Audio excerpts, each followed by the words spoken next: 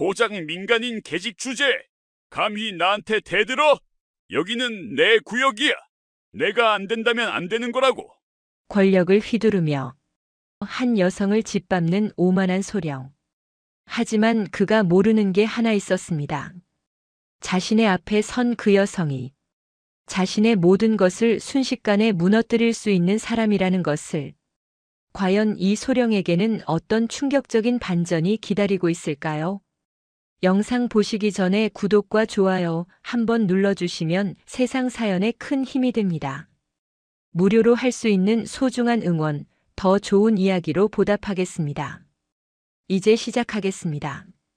경기도 파주 제1보병사단 최전방 연대로 향하는 도로는 인적이 드물었다. 강혜윤은 렌터카 핸들을 잡고 국도를 따라 북쪽으로 올라가며 창밖 풍경을 바라보았다. 11월의 가을바람이 차갑게 불어왔다. 도로 양옆으로 펼쳐진 논밭은 이미 추수를 마친 상태였고 간간히 보이는 민가의 지붕 위로 연기가 피어올랐다. 민통선이 가까워질수록 군부대 관련 시설물들이 눈에 띄기 시작했다. 철책선, 감시초소, 그리고 민간인 통제 안내판들이 이곳이 여전히 휴전선 인접 지역임을 실감하게 했다. 강혜윤은 평범한 베이지색 트렌치 코트를 입고 있었다. 검은색 선글라스를 쓰고 머리는 단정하게 뒤로 묶었다. 겉보습만 보면 서울에서 온 평범한 직장 여성이었다. 군복도 없었고 계급장도 보이지 않았다. 그녀가 대한민국 육군 소장이며 육군본부 감찰실장이라는 사실을 아는 사람은 이 순간 아무도 없었다. 오늘 그녀는 장군이 아니었다. 그저 다친 남동생을 걱정하는 누나일 뿐이었다. 사흘 전 그녀는 동생 강민호 중위로부터 짧은 문자 메시지를 받았다. 누나, 괜찮아. 작전 중 발목 삐었는데 곧 나을 거야. 걱정 마. 짧은 문장이었지만 강혜윤은 그 뒤에 숨겨진 진실을 읽을 수 있었다. 강민호는 어려서부터 자신의 고통을 남에게 드러내지 않는 성격이었다. 특히 누나인 자신에게는 더욱 그랬다. 육군 사관학교를 졸업하고 소대장으로 부임한 지 이제 겨우 1년이 지난 동생이었다. 비무장지대 수색작전이라는 말에 강혜윤의 가슴은 철렁 내려앉았다. 그곳은 지뢰와 철책, 그리고 예측 불가능한 위험이 도사리고 있는 곳이었다. 강혜윤은 즉시 부대에 전화를 걸었다. 하지만 연대 행정보급관은 냉담한 목소리로 대답했다. 민간인 가족 면회는 사전 신청이 필요합니다. 절차를 거쳐주시기 바랍니다. 그녀가 소장이라는 신분을 밝히면 간단할 일이었다. 하지만 강혜윤은 그러지 않았다. 동생이 근무하는 부대에서 누나가 장군이라는 사실이 알려지면 강민호는 특별 대우를 받거나 동료들 사이에서 미묘한 시선을 받게 될 것이었다. 젊은 장교로서 자신의 길을 걸어가야 하는 동생에게 그런 부담을 주고 싶지 않았다. 그래서 강혜윤은 정식 절차를 밟았다. 민간인 가족 면회 신청서를 작성하고 신분증 사본을 제출했다. 이틀을 기다린 끝에 면회 허가가 나왔다. 오늘 오후 2시 제1보병사단 예하 모 연대 위병소로 방문하라는 공문이었다. 강혜윤은 계룡대 육군본부에서 차를 몰고 서울을 거쳐 파주까지 올라왔다. 편도 3시간이 넘는 거리였지만 동생을 보기 위해서라면 충분히 감수할 수 있는 시간이었다. 차창 밖으로 철책선이 더욱 가까이 보이기 시작했다. GPS 안내에 따라 좁은 국도로 진입하자 전방부대 특유의 삼엄한 분위기가 느껴졌다. 민간인 차량은 거의 보이지 않았고 군용 트럭과 지프차들이 도로를 오갔다. 저 멀리 초소가 보였고 그 앞에 제1보병사단 예하 모 연대라고 적힌 표지판이 서 있었다. 강혜윤은 차를 천천히 감속하며 부대 정문 쪽으로 다가갔다. 위병소 앞에는 헌병들이 보초를 서고 있었다. 그녀는 차에서 내려 가방을 챙겼다. 가방 안에는 면회 신청서, 신분증, 그리고 동생을 위해 준비한 몇 가지 생필품이 들어 있었다.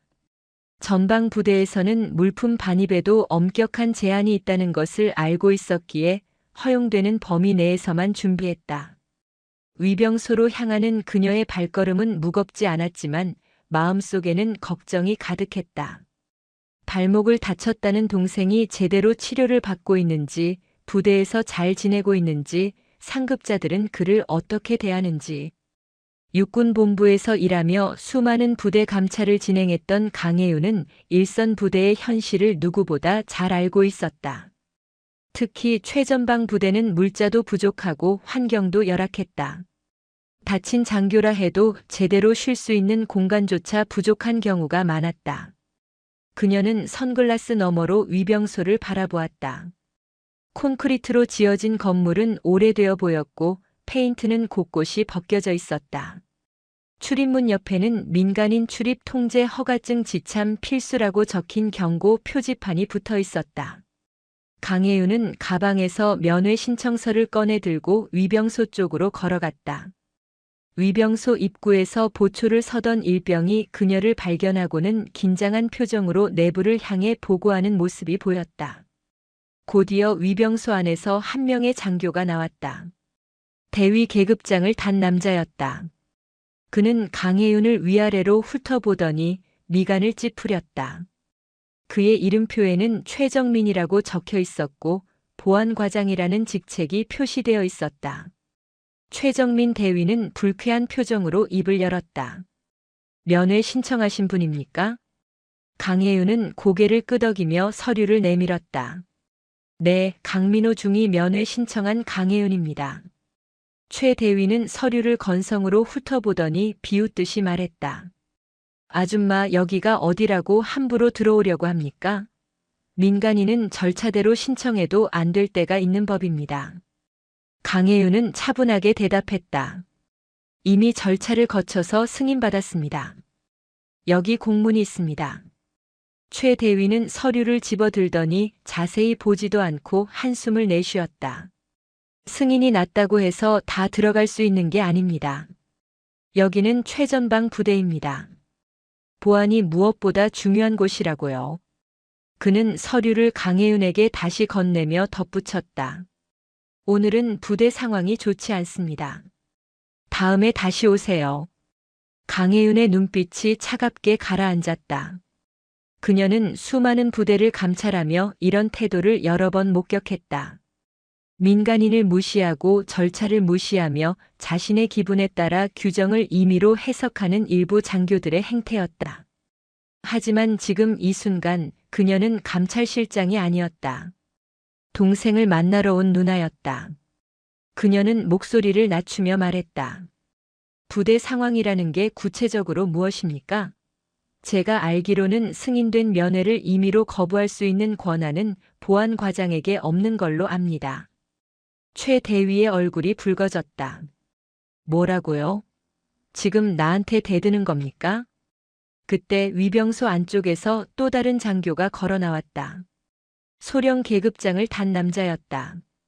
그는 최 대위에게 다가가 무슨 일이냐고 물었고 최 대위는 강혜윤을 가리키며 간단히 상황을 보고했다. 소령은 박상철이라는 이름표를 달고 있었고 연대 작전과장이었다. 박상철 소령은 강혜윤을 보더니 더욱 노골적인 멸시의 눈빛을 보냈다. 그는 한 걸음 다가와 말했다. 대한민국 최전방 연대가 동네 공원인 줄 아나 본데 강중희 같은 장교 가족이면 최소한의 품이라도 갖추고 와야지. 이런 행색으로 면회는 가당치 않습니다. 강혜윤은 자신의 복장을 내려다보았다. 깔끔한 트렌치코트, 단정한 바지, 그리고 편한 구두. 어디 하나 흠잡을 데 없는 차림이었다. 그럼에도 불구하고 이 소령은 행색이라는 표현을 사용했다. 그 말 속에는 민간인, 특히 여성을 깔보는 시선이 담겨 있었다. 박 소령은 계속해서 말을 이었다. 요즘 민간인들이 부대를 너무 우습게 보는 경향이 있습니다. 여기는 북한과 대치하고 있는 최일선입니다. 아무나 함부로 드나들 수 있는 곳이 아니라고요. 강혜윤은 침묵했다. 그녀의 머릿속에서는 수많은 생각이 교차했다. 지금 당장 신분증을 꺼내 보이면 이들의 태도는 180도 바뀔 것이었다. 소장이라는 계급 앞에서 이들은 고개를 조아리며 사과할 것이고 동생에게도 특별 대우가 돌아갈 것이었다. 하지만 그것은 강혜윤이 원하는 방식이 아니었다. 그녀는 동생이 자신의 힘으로 군 생활을 해나가길 바랐다. 누나가 장군이라는 이유로 특혜를 받거나 상급자들의 눈치를 받는 것을 원치 않았다. 강민호는 육군사관학교를 우수한 성적으로 졸업했고 스스로의 능력으로 소대장 보직을 받은 젊은 장교였다. 그가 자신의 길을 걸어가도록 두고 싶었다. 하지만 동시에 강혜윤은 분노를 느꼈다. 이 소령과 대위의 태도는 단순히 무례함을 넘어서는 것이었다. 이들은 민간인을 국가가 지켜야 할 국민으로 보지 않고 귀찮은 존재로 취급하고 있었다. 군인의 존재 이유가 국민을 지키는 것임에도 이들은 그 본질을 망각하고 있었다.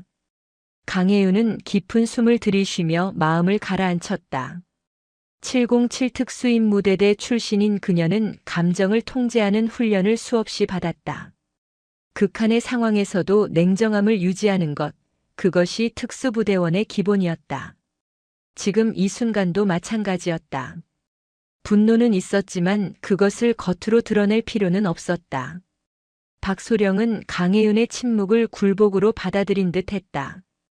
그는 비웃으며 말했다. 알아들으셨으면 오늘은 그냥 돌아가세요. 다음에 제대로 준비해서 오십시오. 그는 말을 마치며 강혜윤의 어깨를 손으로 밀쳐냈다. 박상철 소령의 손이 강혜윤의 어깨를 밀쳐낸 순간 위병소 앞의 공기가 미묘하게 변했다. 강혜윤은 두어 걸음 뒤로 물러났다. 그녀의 몸은 본능적으로 반응하려 했지만 이성이 그것을 억눌렀다. 707 특수임무대대에서 훈련받은 그녀의 근육은 순간적으로 반격 자세를 취하려 했으나 강혜윤은 깊은 숨을 들이쉬며 자신을 통제했다. 지금은 아니었다. 아직은 아니었다. 박소령은 강혜윤이 아무 저항 없이 물러서자 더욱 기고만장해졌다. 그는 뒤에 서 있던 최정민 대위를 향해 턱짓을 했다. 최 대위, 이런 식으로 민간인들이 부대를 우습게 보는 거야. 제대로 교육을 시켜줘야 해. 최 대위는 비웃음을 지으며 강혜윤이 든 서류 봉투를 빼앗듯 가져갔다. 그는 봉투에서 면회 신청서를 꺼내더니 대충 훑어보았다. 강민호 중위? 아, 그 애송이 소대장 말이군요. 작전 중에 발목이나 삐끗한 주제에 누나까지 동원해서 면회를 오다니. 강혜윤의 눈빛이 차갑게 식었다. 동생을 모욕하는 말이었다. 강민호는 비무장지대 수색 작전 중 부상을 입었다. 그것은 단순한 발목 부상이 아니었다. 목숨을 걸고 국토를 지키는 임무 중에 입은 부상이었다. 그런데 이 대위는 그것을 마치 게으름이나 실수인 것처럼 폄하하고 있었다. 최 대위는 계속해서 서류를 넘기며 말했다. 요즘 젊은 장교들은 체력도 약해요. 사관학교 나왔다고 해서 다 훌륭한 장교가 되는 건 아니거든요. 실전에서는 책으로 배운 게 아무 소용없습니다. 박상철 소령이 거들었다. 맞아. 그래서 내가 늘 말하잖아. 요즘 젊은 애들은 정신무장이 안 되어 있다고. 조금만 힘들어도 징징대고 부모한테 전화하고. 두 사람은 마치 강혜윤이 그 자리에 없는 것처럼 대화를 이어갔다. 그들의 말투에는 민간인, 특히 여성에 대한 깊은 무시가 배어 있었다. 강혜윤은 군에서 20년 넘게 복무하며 이런 태도를 수없이 목격했다. 일부 남성 장교들은 여성을 동등한 인격체로 대하지 않았다. 군인이든 민간인이든 여성은 그저 보호받아야 할 약자이거나 무시해도 되는 존재로 취급했다. 위병소 안쪽에서 몇 명의 병사들이 상황을 지켜보고 있었다. 그들의 얼굴에는 불편함이 역력했다. 한 명의 상병이 조심스럽게 최 대위에게 다가가 말했다. 대위님, 저 면회 승인이 났으면 들여보내드려야 하는 거 아닙니까? 최 대위가 날카롭게 돌아보며 소리쳤다. 내가 뭔데 지휘관한테 간섭이야? 내 주제를 알아. 상병은 움찔하며 뒤로 물러났다. 다른 병사들도 고개를 숙였다. 위병소의 분위기는 점점 더 무거워졌다. 강혜윤은 그 모습을 지켜보며 마음이 아팠다. 저 젊은 병사는 옳은 말을 했다. 승인된 면회를 거부할 권한은 보안과장에게도 작전과장에게도 없었다. 하지만 계급과 직책을 앞세운 횡포 앞에서 병사들은 입을 다물 수밖에 없었다. 박상철 소령은 강혜윤에게로 다시 시선을 돌렸다. 아줌마 아직도 안 돌아가시고 뭐 하는 겁니까? 여기 서 있으면 부대 보안에 방해가 됩니다. 강혜윤은 차분하게 대답했다. 저는 정식 절차를 거쳐 승인받은 면회 신청자입니다. 이 서류에 연대장님의 결재가 있습니다. 제가 동생을 만나는 것은 정당한 권리입니다. 최정민 대위가 면회 신청서를 집어들고 확인했다. 실제로 연대장 임대성 대령의 결재 도장이 찍혀 있었다. 하지만 최 대위는 개의치 않았다. 연대장님 결재야 행정병이 대신 찍은 거죠. 연대장님이 이런 사소한 면회건까지 일일이 확인하실 리 없잖습니까? 그 말은 명백한 거짓말이었다.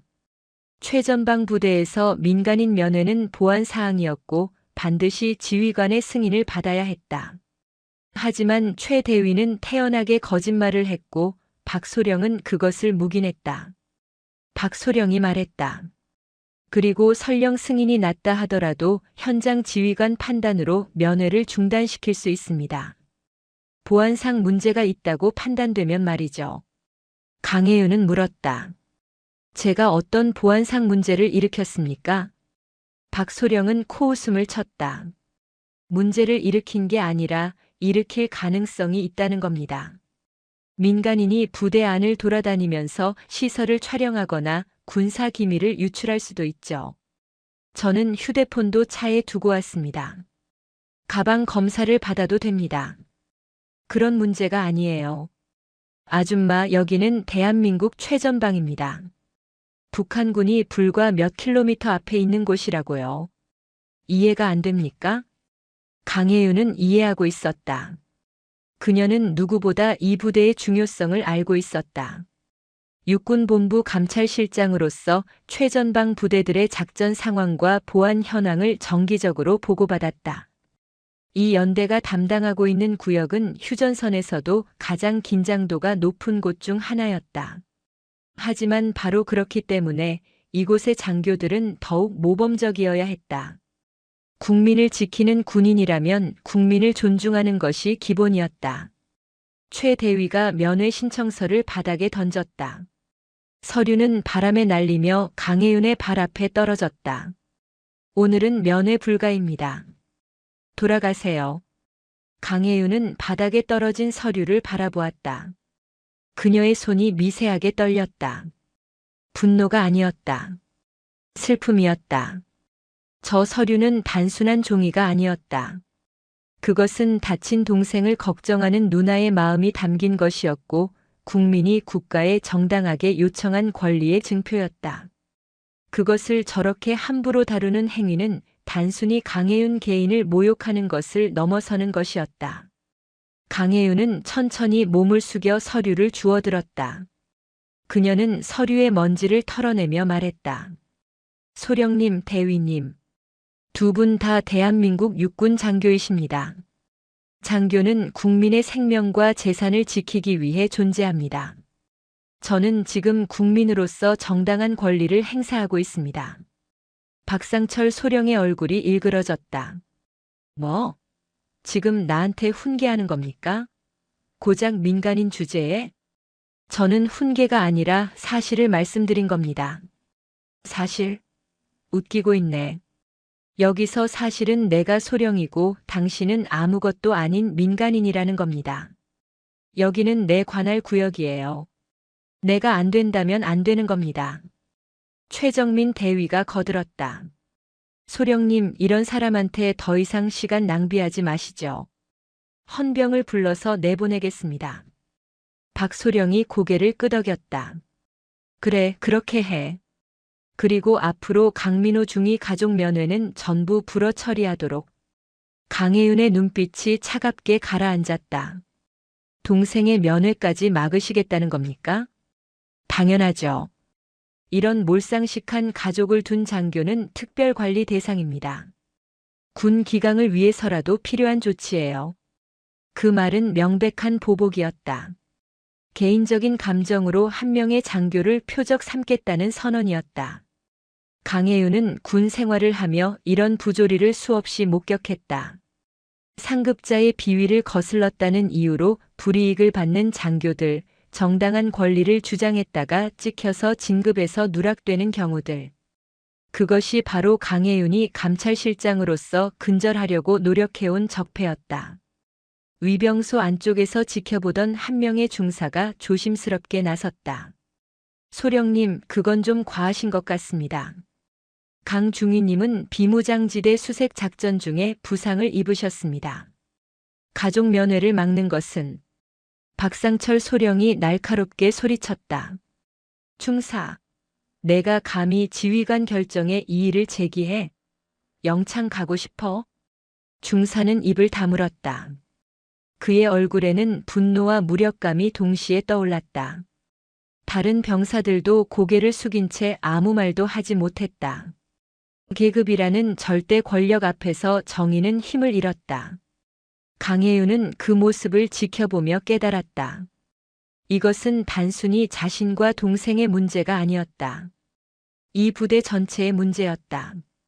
박상철 소령과 최정민 대위 같은 인물들이 권력을 휘두르는 한 이곳의 병사들과 하급 장교들은 계속해서 부조리를 겪을 것이었다.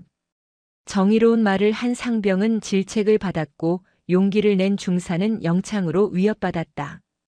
최정민 대위가 위병소 안으로 들어가며 소리쳤다. 헌병 나와.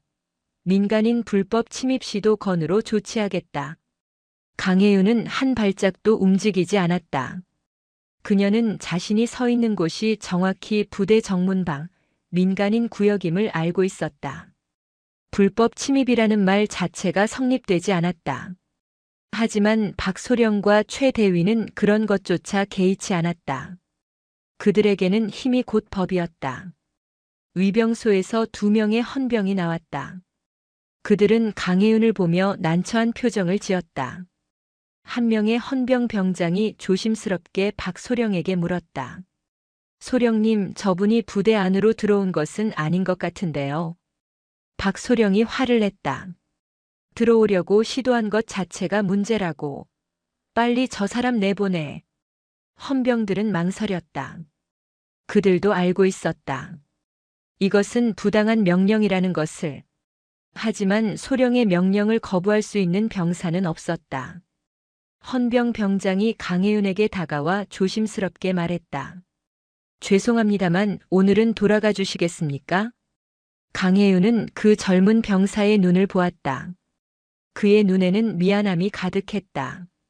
그는 단지 명령을 따를 뿐이었다. 강혜윤은 고개를 끄덕이려 했다. 더 이상 이 젊은 병사들을 곤란하게 만들고 싶지 않았다. 하지만 바로 그때 박상철 소령이 다시 한번 강혜윤에게 다가왔다. 그는 비웃는 표정으로 말했다. 이제야 정신을 차렸군. 처음부터 이렇게 나올 것이지. 쓸데없이 시간만 낭비했어. 그는 말을 마치며 강혜윤의 어깨를 다시 한번 밀쳤다. 이번에는 더 강하게. 강혜윤의 몸이 뒤로 휘청거렸다. 그 순간 무언가가 끊어졌다. 박상철 소령의 손이 강혜윤의 어깨를 밀치는 순간 시간이 느리게 흐르는 것처럼 느껴졌다. 강혜윤의 몸은 본능적으로 반응했다. 707 특수임무대대에서 10여 년간 단련된 몸은 의식보다 빠르게 움직였다. 그녀의 오른손이 번개처럼 올라가 박소령의 손목을 낚아챘다. 그리고 동시에 왼손으로 그의 팔꿈치를 제압하며 몸을 틀었다. 박소령은 무슨 일이 벌어지는지 깨닫기도 전에 자신의 팔이 비틀리는 것을 느꼈다. 관절이 역방향으로 꺾이며 극심한 통증이 밀려왔다. 강혜윤은 정확하게 관절의 약점을 공략했다. 그녀는 박소령의 몸의 중심을 무너뜨리며 그대로 바닥으로 내리꽂았다. 콘크리트 바닥에 박소령의 무릎이 먼저 닿았고 이어서 상체가 앞으로 쓰러졌다. 으악! 박소령의 비명이 위병소 앞에 울려 퍼졌다. 그는 자신의 팔이 등 뒤로 꺾여 올라간 상태에서 꼼짝할 수 없었다. 강혜윤은 그의 손목을 잡은 채 무릎으로 그의 등을 눌렀다. 완벽한 제압 자세였다. 707 특수임무대대에서 배운 근접 전투 기술 중 하나였다. 적을 순식간에 무력화시키면서도 치명상을 입히지 않는 기술이었다. 위병소 앞이 순식간에 얼어붙었다. 모든 사람이 믿을 수 없다는 표정으로 그 장면을 바라보았다. 평범해 보이던 민간인 여성이 연대 작전과장인 소령을 단 몇 초 만에 제압한 것이었다. 그것도 아무런 예고 없이 마치 호흡하듯 자연스럽게. 최정민 대위가 가장 먼저 정신을 차렸다. 그는 당황한 표정으로 허리춤의 권총집에 손을 가져갔다. 이게 무슨 짓이야? 당장 손 놔. 하지만 강혜윤의 움직임이 훨씬 더 빠르다.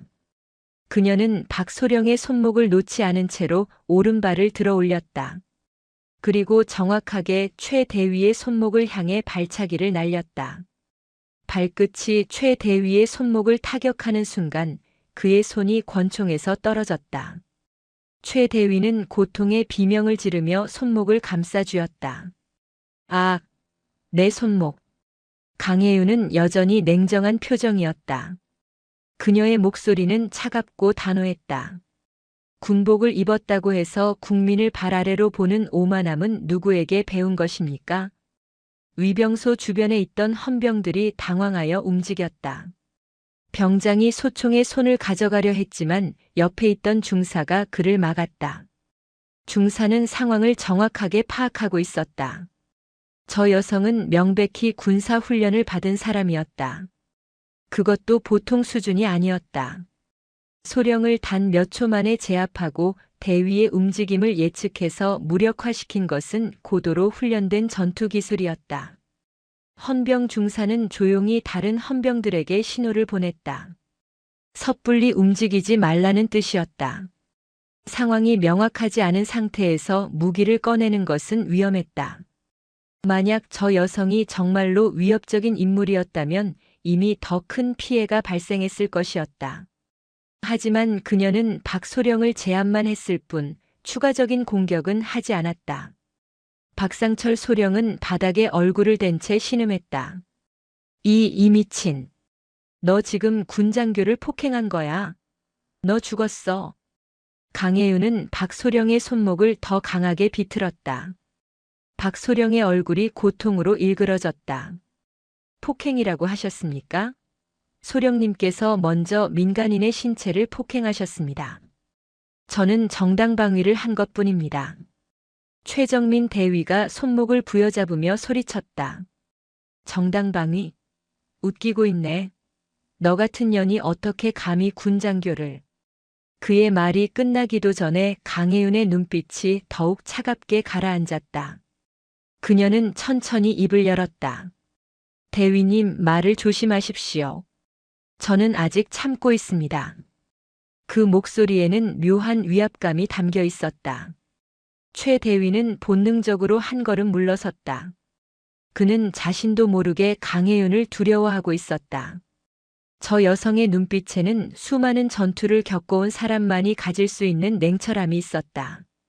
위병소 안쪽에서 병사들이 상황을 지켜보았다. 한 명의 일병이 작은 목소리로 옆 동료에게 속삭였다.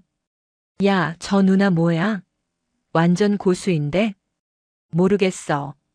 근데 소령님이 먼저 손댄 건 맞잖아. 우리 다 봤어. 그래도 저렇게까지 할 줄이야. 병사들 사이에서 수군거림이 퍼졌다. 대부분은 강혜윤을 비난하기보다는 경외의 눈빛으로 바라보았다. 평소 거만하게 굴던 박소령이 바닥에 엎드려 있는 모습은 어떤 면에서는 통쾌하기까지 했다. 물론 감히 소리내어 말할 수는 없었지만 그때 부대 안쪽에서 누군가 달려오는 소리가 들렸다. 누나, 누나. 강혜윤의 눈빛이 미세하게 흔들렸다. 그녀는 그 목소리를 알아보았다. 강민호였다. 그녀의 남동생이었다. 강민호 중위가 다리를 절뚝거리며 위병소 쪽으로 달려왔다. 그의 왼쪽 발목에는 붕대가 감겨 있었고 목발을 짚고 있었다. 하지만 그는 목발을 제대로 사용하지도 않고 뛰다시피 하며 다가왔다. 그의 얼굴은 창백했고 눈에는 공포가 가득했다. 누나, 무슨 일이에요? 강민호는 상황을 파악하고는 얼굴이 하얗게 질렸다. 자신의 누나가 연대 작전과장인 박상철 소령을 제압하고 있었다. 그것도 바닥에 완전히 엎드린 상태로. 옆에는 손목을 부여잡고 있는 최정민 대위가 있었다. 이것은 재앙이었다.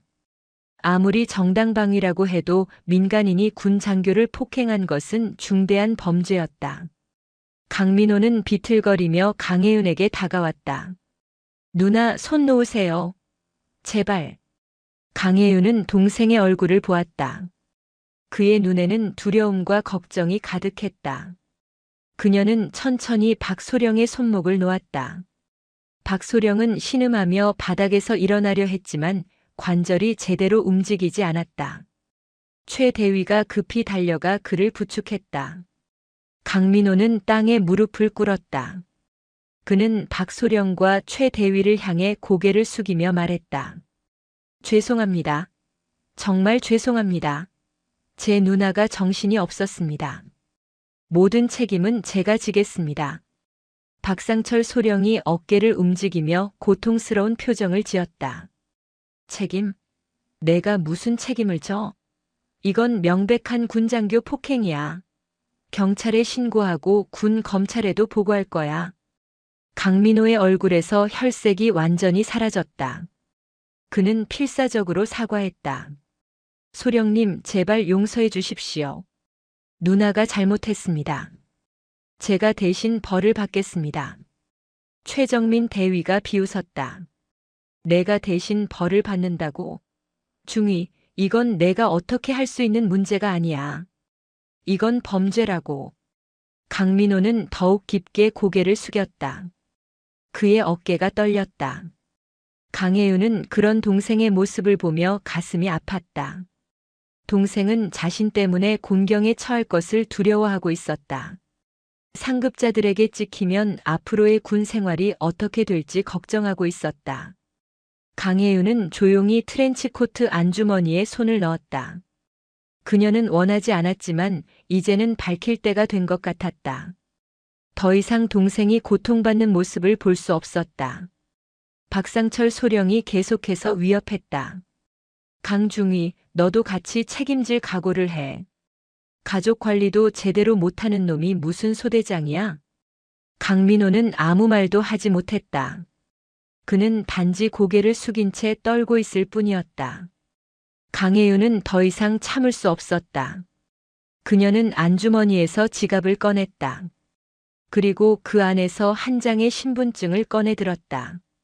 그것은 평범한 주민등록증이 아니었다. 군인 신분증이었다.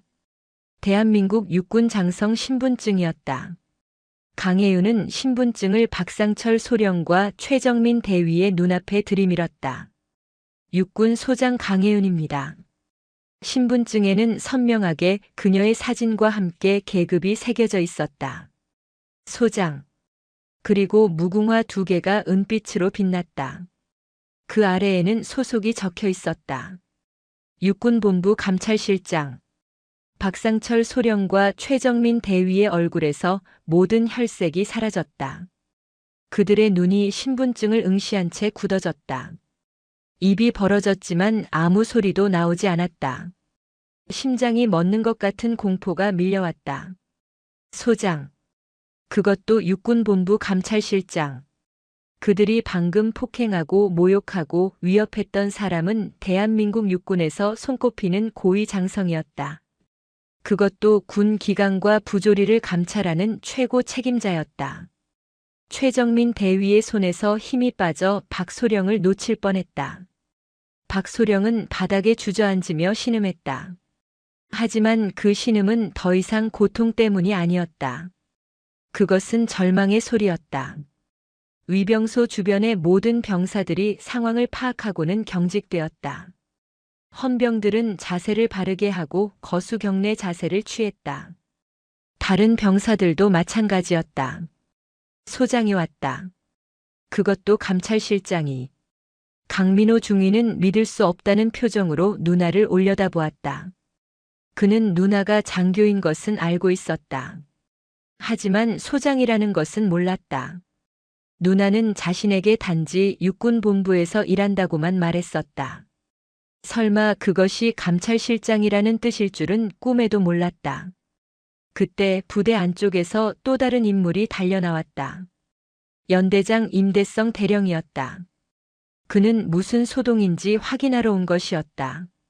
하지만 위병소 앞의 광경을 보는 순간 그의 발걸음이 멈췄다. 거기에는 바닥에 주저앉은 박상철 소령과 손목을 부여잡은 최정민 대위가 있었다. 그리고 그 앞에 평범한 옷차림의 여성이 서 있었다. 그녀의 손에는 육군 장성 신분증이 들려 있었다. 임대성 대령의 얼굴이 순식간에 사색이 되었다. 임대성 대령은 위병소 앞의 광경을 보는 순간 모든 상황을 직감적으로 파악했다. 그의 시선이 강혜윤의 손에 들린 신분증으로 향했다. 거리가 멀어서 세부 내용은 보이지 않았지만 저것이 일반 신분증이 아니라는 것은 알 수 있었다. 군 장성 신분증 특유의 형태와 색깔이었다. 임대성 대령은 군 생활 25년 동안 수많은 상황을 겪었다. 전방 부대에서 소대장으로 시작해 중대장, 대대장을 거쳐 이제 연대장까지 올라온 그였다. 그는 위기 상황을 감지하는 능력이 뛰어났다. 그리고 지금 이 순간 그의 모든 감각이 경고음을 울리고 있었다. 그는 즉시 위병소 쪽으로 달려갔다. 다가가면서 상황이 점점 더 명확해졌다. 박상철 소령이 바닥에 주저앉아 있었고 최정민 대위는 손목을 부여잡고 있었다. 강민호 중위는 무릎을 꿇은 채 경악한 표정이었다. 그리고 그 앞에 평범한 복장의 여성이 서 있었는데 그녀의 손에는 명백히 군 신분증이 들려 있었다. 임대성 대령이 위병소 앞에 도착했을 때 강혜윤이 천천히 그를 향해 고개를 돌렸다. 두 사람의 시선이 마주쳤다. 임 대령은 그 눈빛을 보는 순간 온몸에 전율이 흘렀다. 저것은 수많은 전투와 작전을 겪어온 사람의 눈이었다. 그리고 무엇보다 절대적인 권위를 가진 지휘관의 눈이었다. 강혜윤은 임대성 대령에게도 신분증을 보여주었다. 임 대령은 신분증의 내용을 확인하는 순간 심장이 내려앉는 것을 느꼈다. 육군 소장, 육군본부 감찰실장 강혜윤. 그의 얼굴에서 모든 혈색이 사라졌다. 감찰실장이 자신의 부대에 왔다. 그것도 신분을 숨긴 채로. 그리고 부대의 장교들이 그녀를 폭행하고 모욕했다. 이것은 단순한 실수가 아니었다. 이것은 재앙이었다. 임대성 대령은 즉각 자세를 바로잡고 거수 경례를 붙였다. 경례. 제1보병사단 예하모 연대장 임대성 대령 소장님께 보고드립니다.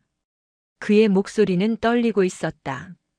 위병소 주변의 모든 병사들도 일제히 경례 자세를 취했다. 헌병들, 행정병들, 그리고 멀리서 지켜보던 모든 장병들이 차렷 자세로 섰다. 강혜윤은 경례를 받으며 고개를 끄덕였다. 편히 하십시오. 임 대령은 경례를 내리며 상황을 파악하려 했다.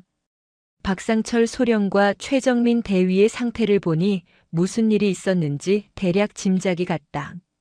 그들이 소장님을 민간인으로 오인하고 무례하게 대했을 것이었다.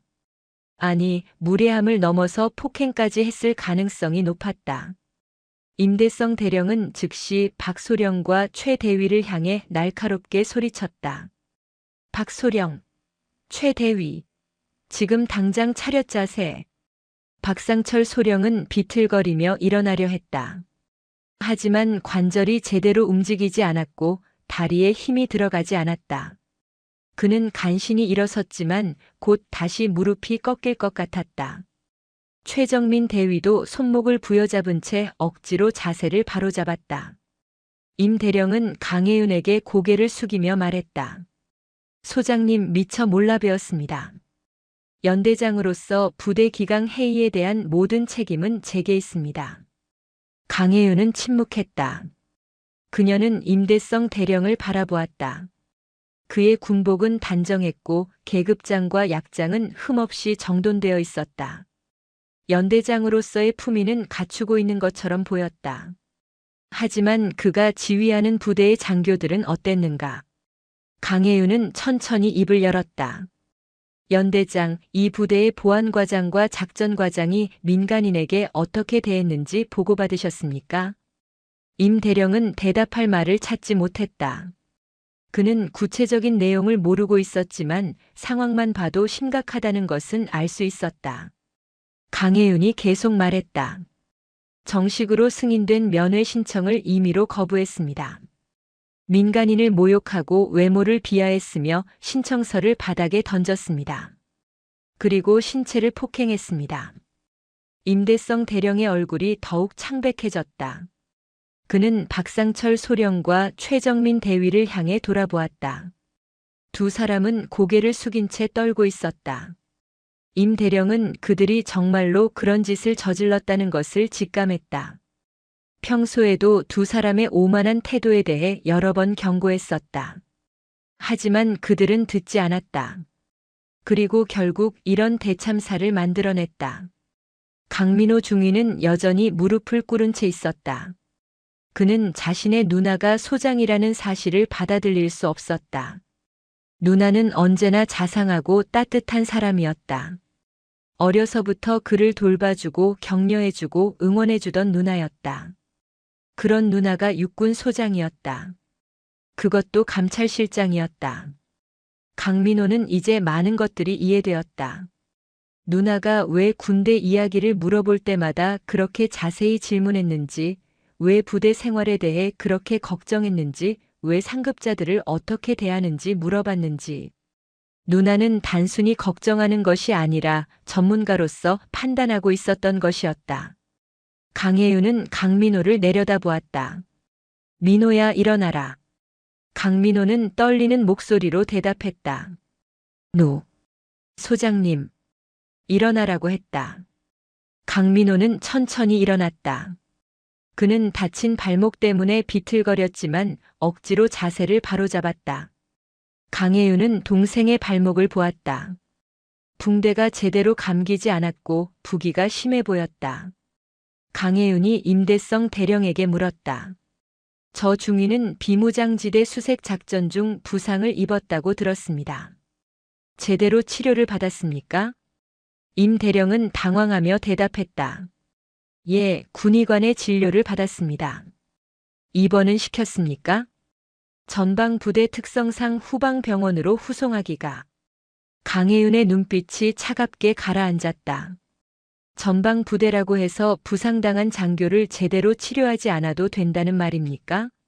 아닙니다, 소장님. 제가 미처 챙기지 못했습니다. 강혜윤은 한숨을 내쉬었다. 이것이 현실이었다. 전방부대는 언제나 인력이 부족했고 물자가 부족했다. 부상을 입어도 간단한 응급처치만 받고 다시 근무에 투입되는 경우가 많았다. 특히 젊은 장교들은 상급자들 눈치를 보느라 아픈 내색을 하지 못했다. 강혜윤은 다시 박상철 소령과 최정민 대위를 바라보았다. 두 사람은 여전히 고개를 숙인 채 서 있었다. 그들의 몸은 떨리고 있었고 식은 땀이 얼굴을 타고 흘렀다. 박소령이 떨리는 목소리로 말했다. 소장님 죄송합니다. 제가 미처 몰라 배웠습니다. 강혜윤은 차갑게 대답했다. 몰라 배웠다는 게 변명이 됩니까? 만약 제가 정말로 평범한 민간인이었다면 소령님과 대위님의 행동은 정당했다는 뜻입니까? 박소령은 아무 말도 하지 못했다. 강혜윤의 말이 전곡을 찔렀다. 그는 상대가 민간인이라고 생각했기 때문에 함부로 대했다. 만약 처음부터 그녀가 장성이라는 것을 알았다면 절대로 그렇게 행동하지 않았을 것이었다. 최정민 대위도 고개를 숙인 채 말했다. 송구합니다, 소장님. 변명의 여지가 없습니다. 강혜윤은 위병소 주변을 둘러보았다. 병사들이 모두 긴장한 표정으로 서 있었다. 그들의 눈에는 두려움과 동시에 무언가 다른 감정이 섞여 있었다. 그것은 기대였다. 평소 오만하게 굴던 장교들이 응징받는 모습을 보며 정의가 실현되기를 바라는 마음이었다. 강혜윤은 알고 있었다. 지금 이 순간 그녀가 내리는 결정은 단순히 2명의 장교를 처벌하는 것을 넘어서는 의미가 있었다. 이것은 이 부대 전체에 그리고 육군 전체에 메시지를 보내는 것이었다.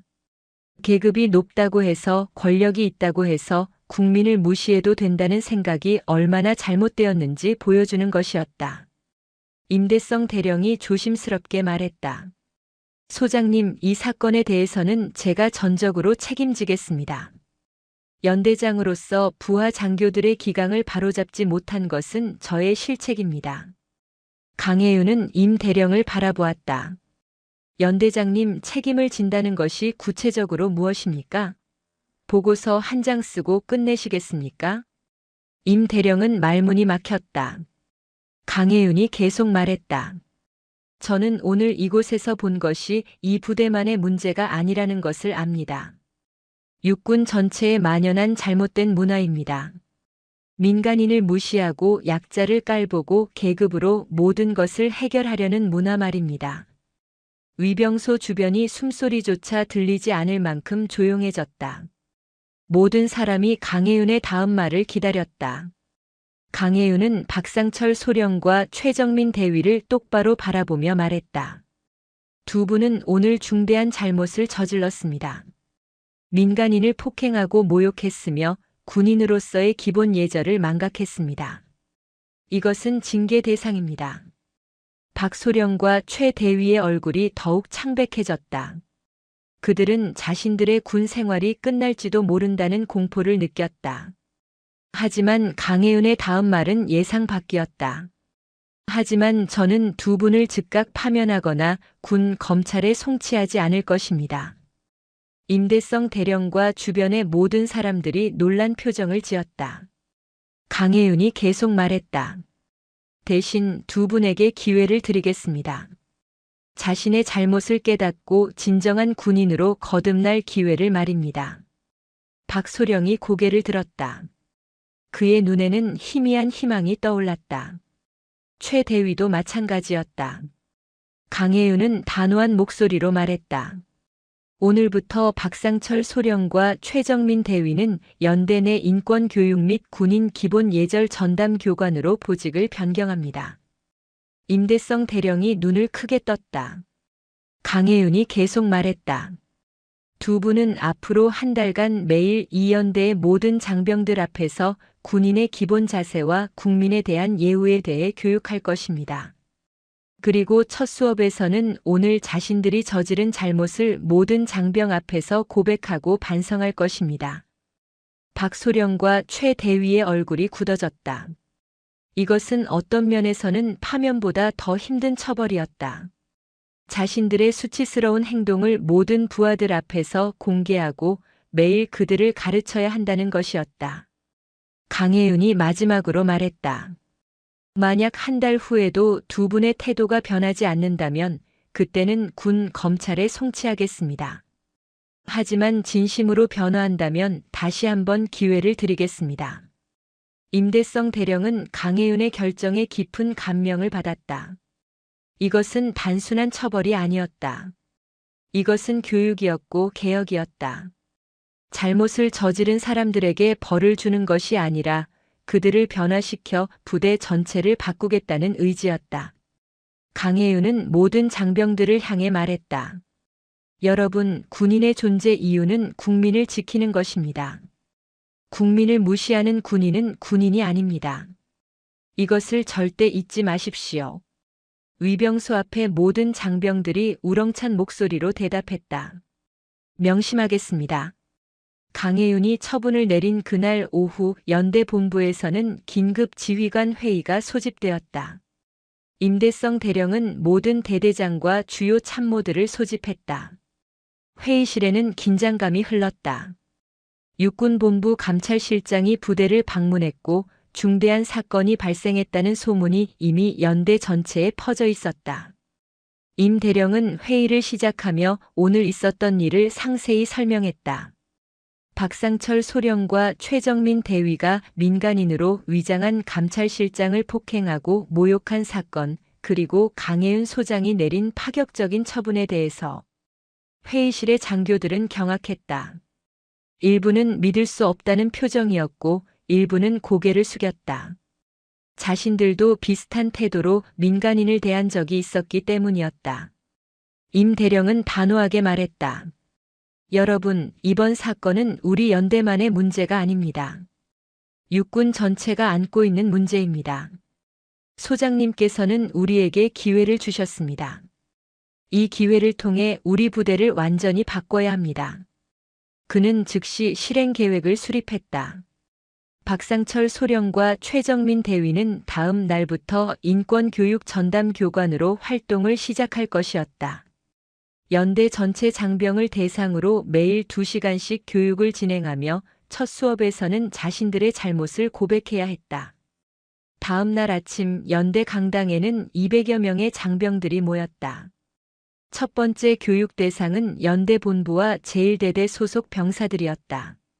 무대 위에는 박상철 소령과 최정민 대위가 서 있었다. 두 사람의 얼굴은 창백했고 손은 떨리고 있었다. 박소령이 먼저 입을 열었다.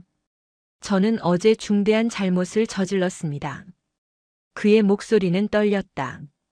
정식으로 면회 승인을 받고 온 민간인을 임의로 거부했고 모욕했으며 신체를 폭행했습니다. 강당 안의 병사들이 웅성거렸다. 박소령이 계속 말했다. 그분은 육군본부 감찰실장이신 강혜윤 소장님이셨습니다. 하지만 설령 그분이 장성이 아니라 정말로 평범한 민간인이었다 해도 제 행동은 용서받을 수 없는 것이었습니다. 최정민 대위도 고백했다.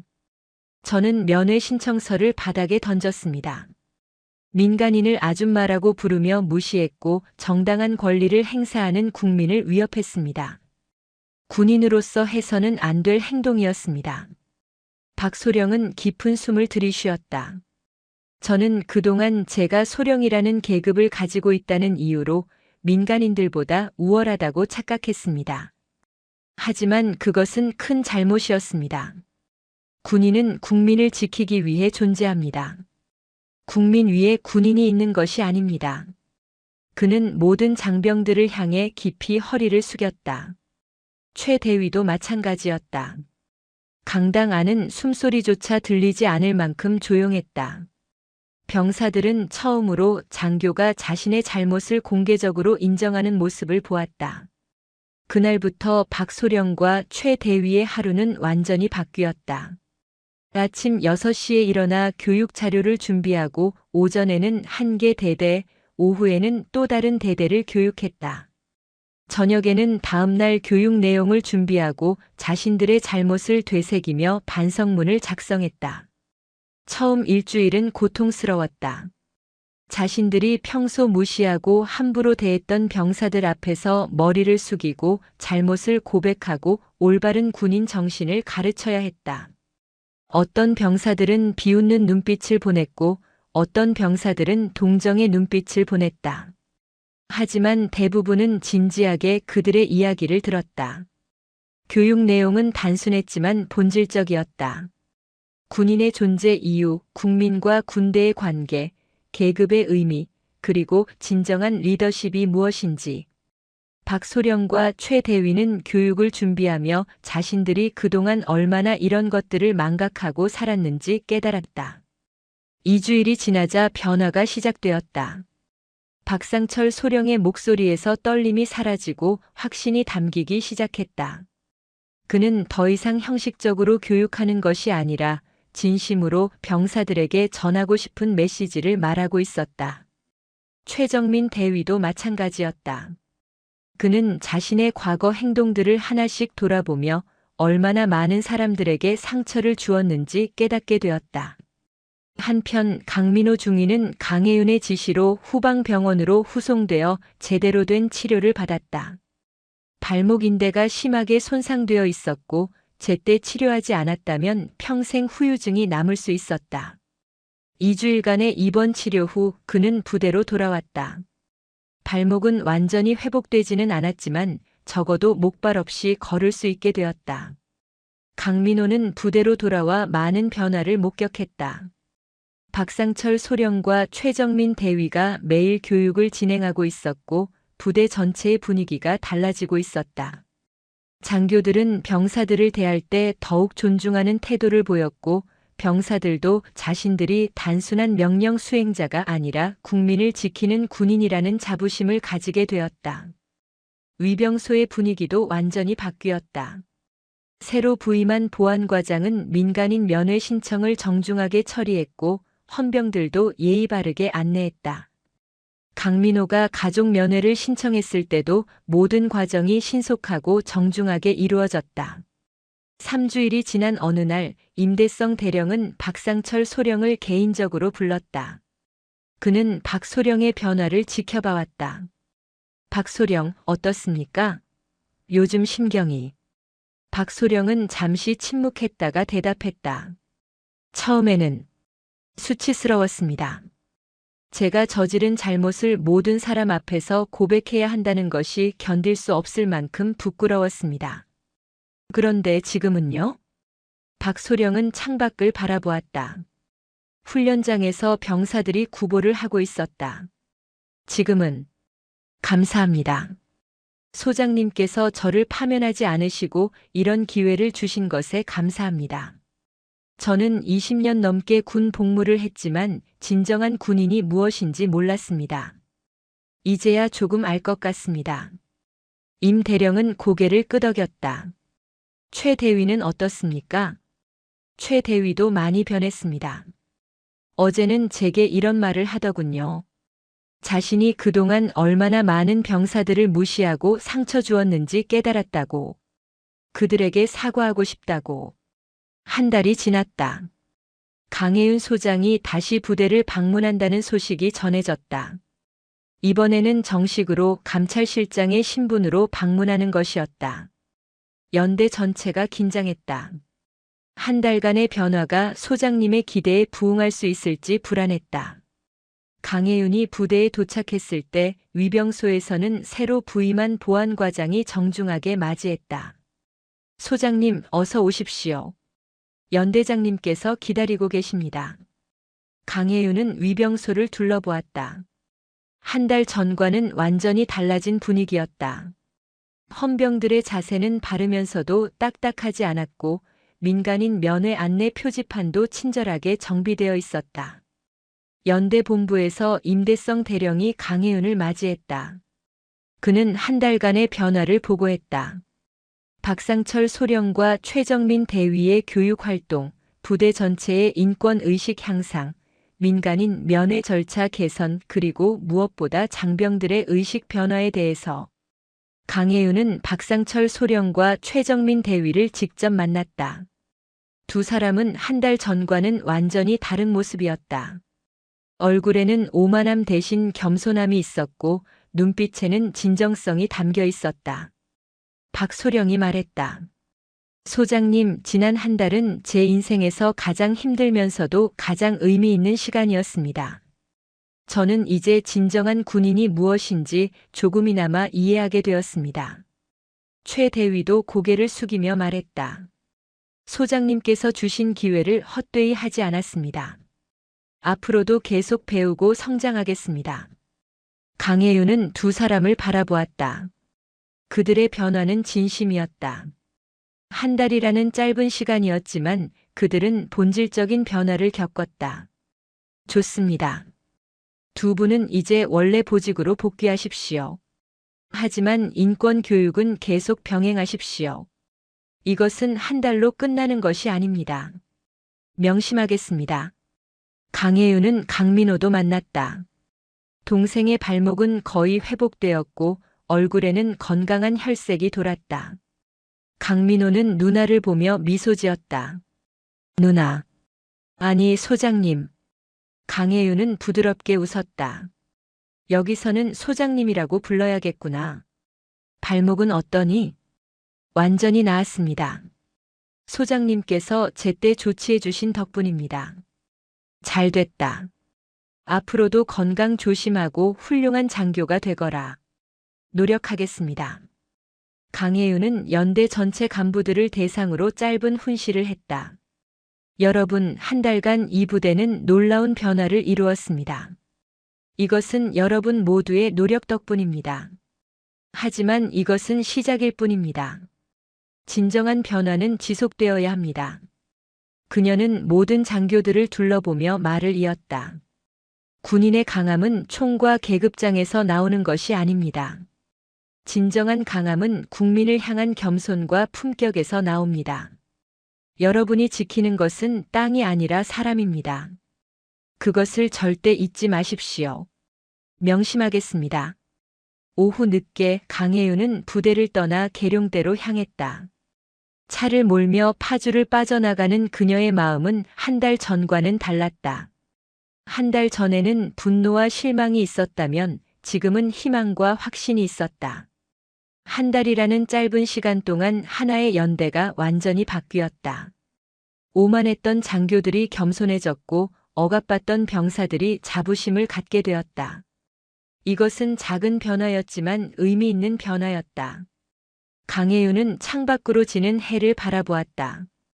휴전선 너머로 붉은 노을이 지고 있었다. 저 노을 아래에서 오늘도 수많은 장병들이 국토를 지키고 있었다. 그들이 진정한 군인 정신을 가지고 복무할 수 있도록 돕는 것, 그것이 감찰실장으로서 그녀의 임무였다. 그녀는 다시 한번 가슴 깊이 새겼다. 진정한 장군의 강함은 위압적인 힘의 과시가 아니라 국민을 향한 겸손과 품격에서 나온다는 진리를, 그리고 그 진리를 육군 전체에 퍼뜨리는 것이 그녀의 사명이라는 것을. 저 멀리 계룡대의 불빛이 보이기 시작했다. 강혜윤은 핸들을 꽉 쥐었다. 아직 갈 길이 멀었다. 하지만 오늘 파주에서 목격한 변화가 그녀에게 확신을 주었다. 변화는 가능하다.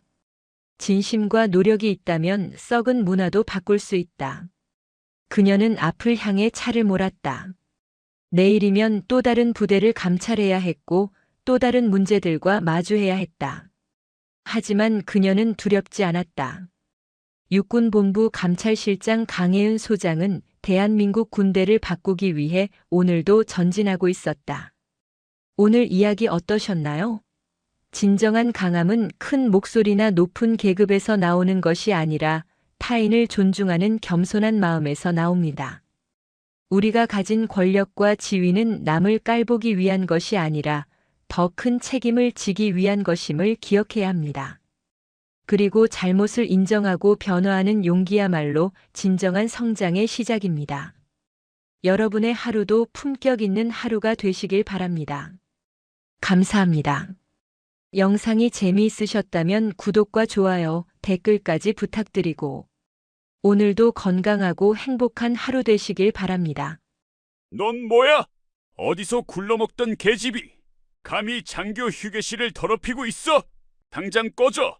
대령의 폭언이 쏟아지는 순간 그녀는 조용히 품에서 무언가를 꺼냈습니다. 은색 별 2개가 빛나는 순간 휴게실의 공기가 얼어붙었는데요. 과연 이 여성의 정체는 무엇이었을까요? 그리고 오만한 대령에게는 어떤 운명이 기다리고 있었을까요? 영상 보시기 전에 구독과 좋아요 한번 눌러주시면 세상 사연에 큰 힘이 됩니다. 무료로 할 수 있는 소중한 응원, 더 좋은 이야기로 보답하겠습니다. 이제 시작하겠습니다. 강원도 원주시에 위치한 제1군수지원사령부는 우리 육군의 군수 물자를 책임지는 핵심 기지였다. 수천 명의 장병이 근무하는 이곳은 전국 각지의 부대로 보급되는 탄약과 장비, 피복과 식량을 관리하는 거대한 병참 기지였다. 그 중에서도 제11보급창은 수만 가지의 장비와 물자가 매일같이 입고되고 출고되는 곳이었다. 이곳에서 발생하는 문제는 단순히 한 부대의 문제로 끝나지 않았다. 전군의 전투력에 직결되는 사안이었기에 늘 팽팽한 긴장감이 감도는 장소였다. 초겨울의 찬 기운이 대지를 감싸던 이른 아침, 계급장을 떼어낸 낡은 전투복 차림의 한 여성이 부대 정문 앞에 섰다. 그녀의 이름은 한소희였다. 육군본부 감찰실장이라는 중책을 맡고 있는 소장 계급의 장성이었으나 오늘은 그 어떤 신분의 흔적도 드러내지 않은 채였다. 견장에는 계급장이 없었고 전투복은 일부러 여러 차례 빨아 색이 바랜 것으로 골랐다. 군번줄조차 제거한 상태였다. 누가 봐도 오래 근무한 부사관 정도로 보일 법한 차림이었다. 정문의 초병은 출입증을 확인하며 그녀를 힐끗 쳐다봤다. 한소희는 감찰실에서 미리 준비해둔 가짜 신분의 출입증을 건넸다. 제1군수사령부 소속 계약직 행정병으로 위장한 서류였다. 초병은 별다른 의심 없이 출입증을 확인하고 경례를 생략한 채 통과시켰다. 계급장이 없는 민간인 신분이었기 때문이다. 한소희는 담담한 표정으로 정문을 통과했다. 그 순간 그녀의 눈빛이 순간적으로 날카롭게 변했다가 이내 다시 평범한 모습으로 돌아왔다. 부대 안으로 들어서자 넓은 막사 건물들이 줄지어 늘어서 있었다. 새벽 점호를 마친 병사들이 각자의 작업장으로 이동하고 있었다. 한소희는 천천히 걸으며 주변을 관찰했다. 겉으로 보기에는 평범한 군부대의 아침 풍경이었다. 하지만 그녀의 눈에는 보통 사람들이 놓치는 세밀한 부분들이 들어왔다. 병사들의 표정, 걸음걸이, 상호 간의 대화 패턴, 그리고 무엇보다 그들의 눈빛에서 풍기는 분위기 같은 것들이었다. 한소희는 과거 707 특수임무단에서 10년 가까이 복무했던 정예 요원 출신이었다. 대테러 작전과 특수 침투 임무를 수행하며 단련된 그녀의 관찰력은 일반 장교들과는 차원이 달랐다. 적진에 잠입하여 정보를 수집하고 단 한 번의 실수도 용납되지 않는 극한의 환경에서 생존해 온 경험이 그녀를 만들었다. 지금 이 순간에도 그녀는 마치 적진에 잠입한 공작원처럼 기척을 죽이고 기민하게 움직이며 부대의 구석구석을 살폈다. 첫 번째로 향한 곳은 제3창고였다. 탄약과 폭발물을 제외한 각종 장비가 보관된 곳이었다. 창고 입구에는 당직 부사관이 졸음을 참으며 앉아 있었다. 한소희는 자연스럽게 다가가 물었다. 여기 재고 조사 나온 사람인데요. 들어가도 될까요? 당직 부사관은 귀찮다는 듯 손을 흔들며 대답했다. 아, 예. 들어가세요. 장부는 안쪽 책상에 있어요. 한소희는 고개를 끄덕이고 창고 안으로 들어갔다. 형광등 불빛 아래로 드러난 창고 내부는 한눈에 봐도 관리 상태가 엉망이었다. 팔레트 위에 쌓인 물품들은 정리되지 않은 채 아무렇게나 놓여 있었고 일부 장비는 바닥에 그대로 방치되어 먼지가 수북이 쌓여 있었다. 더욱 심각한 것은 장비 분류표가 붙어 있지 않거나 잘못 붙어 있는 경우가 허다했다는 점이었다. 한소희는 품속에서 작은 카메라를 꺼내 조용히 사진을 찍기 시작했다. 방탄복이 담긴 박스는 개봉된 채 방치되어 있었고 야간 투시경 케이스는 자물쇠가 열려 있었다. 정상적인 군수 관리라면 있을 수 없는 상황이었다. 이것은 단순한 부주의가 아니었다. 의도적으로 물자를 빼돌리기 위한 시스템적인 허점이거나 아니면 관리 감독이 완전히 붕괴된 상태였다. 창고를 나온 한소희는 다음으로 병사들의 생활관 주변을 돌았다. 아침 식사를 마치고 나오는 병사 몇 명과 마주쳤다. 그들의 얼굴은 수척했고 눈가에는 피로가 가득했다. 한소희는 그중 한 명에게 자연스럽게 말을 걸었다. 힘들어 보이네요. 여기 근무가 많이 빡빡한가 봐요. 병사는 잠깐 망설이다가 작은 목소리로 대답했다. 그냥 뭐. 원래 군대가 다 그런 거 아니겠어요. 그는 더 이상 말을 잇지 않고 고개를 숙인 채 자리를 떠났다. 하지만 그 짧은 순간 한소희는 병사의 눈빛에서 뭔가를 읽어냈다. 두려움이었다. 단순히 군 생활이 힘들어서 생기는 피로가 아니라 무언가를 말하고 싶지만 말할 수 없는 억압된 공포였다. 오전 내내 한소희는 부대 곳곳을 돌아다녔다. 정비창, 피복고, 급양대, 행정반까지 샅샅이 살폈다. 그녀의 날카로운 눈은 창고 구석에 방치된 장비들, 제대로 작성되지 않은 장부들, 그리고 병사들의 수척한 얼굴과 지친 눈빛을 하나하나 기록해 나갔다. 특히 주목한 것은 장비 반출입 기록이었다. 입고 수량과 출고 수량이 맞지 않는 경우가 빈번했고, 일부 고가 장비의 경우 아예 기록 자체가 누락되어 있었다. 점심시간이 되자 한소희는 병사 식당으로 향했다. 민간인 신분으로 위장했기에 식당 이용이 가능했다. 배식을 받아 구석 자리에 앉아 주변을 관찰했다. 병사들은 대부분 말없이 식사를 했다. 일반적인 군부대라면 식사 시간만큼은 병사들이 서로 농담을 주고받으며 잠시나마 긴장을 푸는 시간이다. 하지만 이곳의 분위기는 달랐다. 무겁고 침울한 공기가 식당 전체를 짓눌렀다. 그때 간부 식탁 쪽에서 큰 목소리가 들렸다. 중년의 대령이 부하 장교들에게 뭔가를 지시하고 있었다. 한소희는 귀를 기울였다. 이번 주 안에 재고 조사 마무리해야 돼. 다음 주에 군수사령부에서 실사 나온다고 했어. 서류 정리 확실히 해. 알겠습니다, 창장님. 한소희는 그 대령의 얼굴을 기억에 새겼다. 계급장을 보니 대령이었고 보급 창장으로 보였다. 아마도 이 부대의 실질적인 책임자일 것이었다. 그의 표정에서는 자신감이 넘쳤다. 아니, 자신감이라기보다는 오만함에 가까웠다. 마치 이곳에서 자신을 견제할 사람은 아무도 없다는 확신이 서린 얼굴이었다. 오후가 되자 한소희는 본청 건물로 이동했다. 여기서는 행정 업무를 처리하는 참모들과 지휘부가 근무하고 있었다. 그녀는 일부러 간부 휴게실 근처를 어슬렁거렸다. 감찰의 핵심은 공식적인 서류나 보고서가 아니라 사람들의 일상적인 대화와 행동 패턴에서 단서를 찾는 것이었다. 복도를 지나가던 중 2명의 중위가 작은 목소리로 대화하는 것이 들렸다. 이번 달도 또 틀어졌대. 장부 맞추느라 밤샐 것 같아. 에휴, 맨날 그런 식이야. 위에서 알아서 처리하라고만 하지.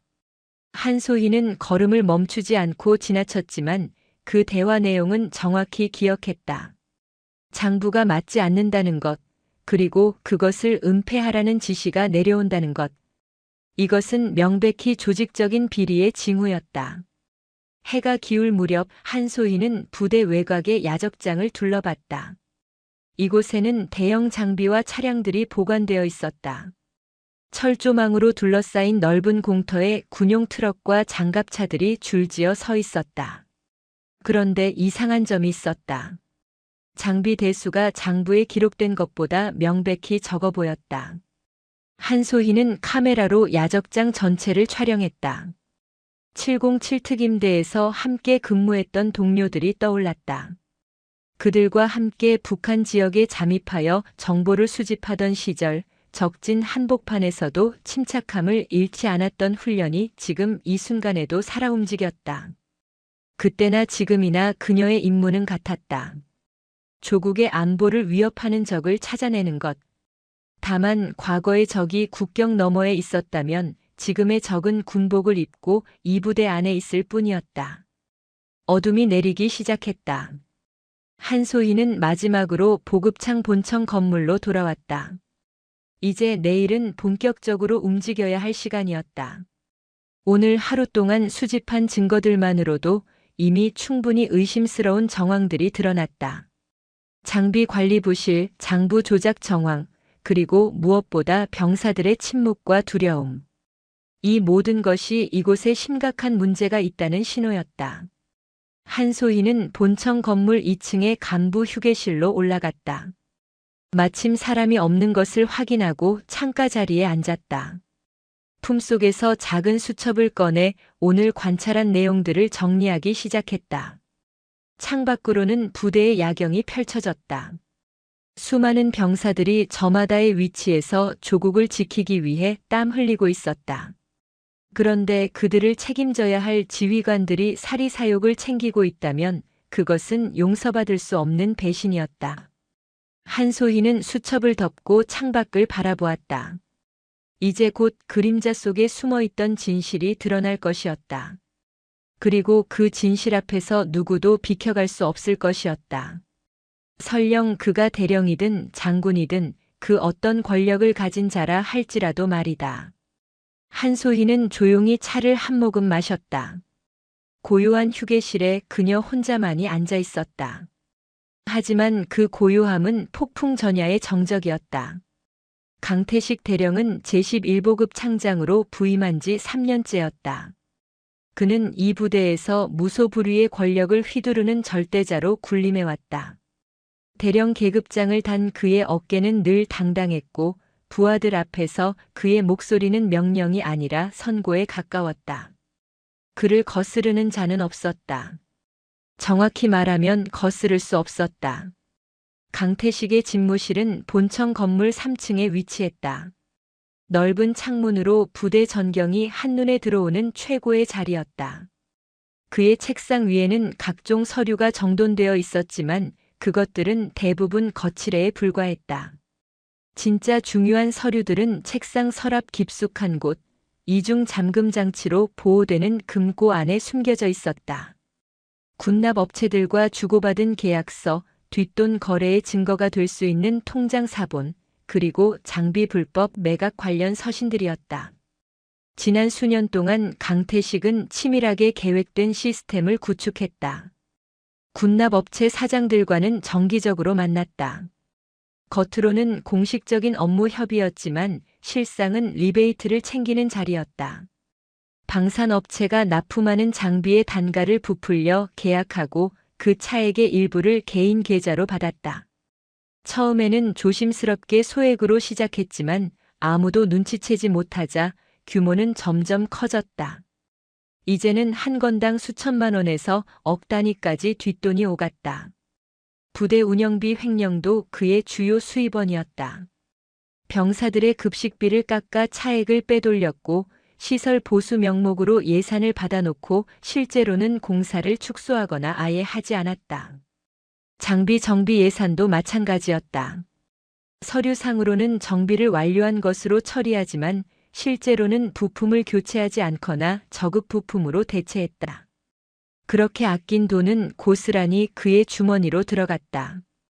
강태식의 부정축제는 이미 10억 원을 훌쩍 넘어선 상태였다.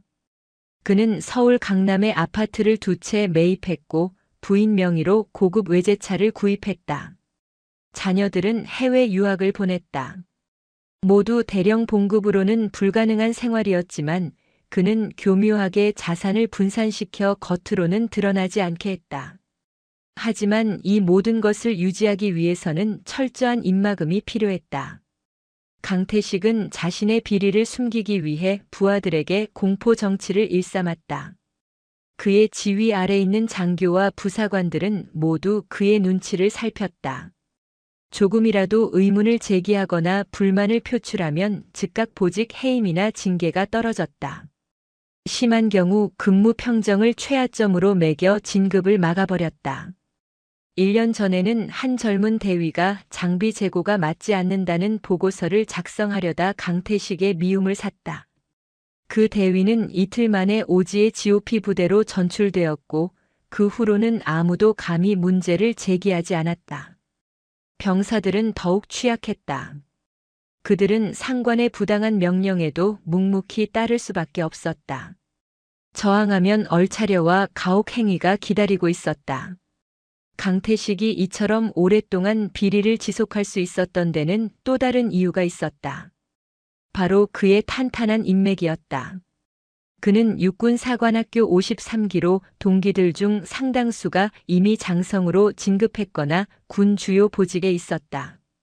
특히 군수사령부 부사령관이 같은 기수였고 육군본부 인사참모부에도 친한 선배가 있었다.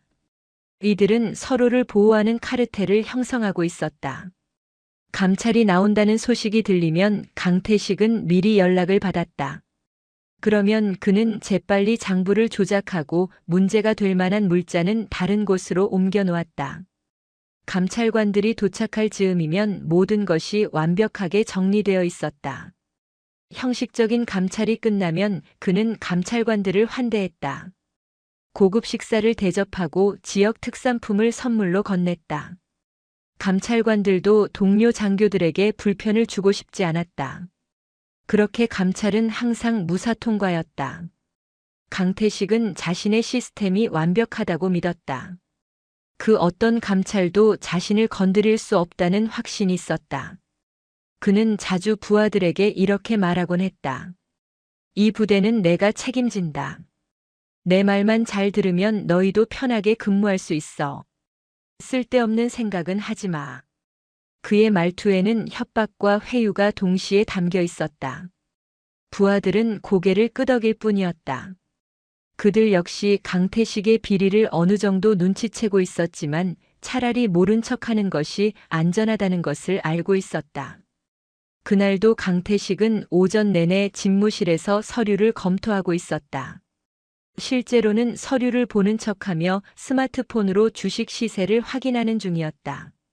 최근 부정한 방법으로 모은 자금 일부를 주식에 투자했는데 수익률이 괜찮았다. 그는 만족스러운 미소를 지으며 화면을 넘겼다. 점심시간이 가까워지자 강태식은 자리에서 일어났다. 간부 식당에서 식사를 하고 나서 본청 건물 2층에 있는 간부 휴게실에 들를 생각이었다. 최근 새로 들여온 커피 머신이 있다는 이야기를 들었다. 식사 후 커피 한 잔을 마시며 잠시 쉬는 것이 그의 일과였다. 강태식은 식사를 마치고 여유롭게 2층으로 올라갔다. 복도를 지나며 마주치는 하급 장교들과 부사관들은 모두 그에게 경례를 올렸다. 그는 건성으로 답례를 하며 지나쳤다.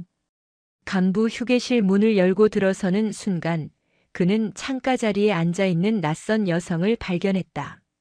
한소희는 조용히 차를 마시고 있었다.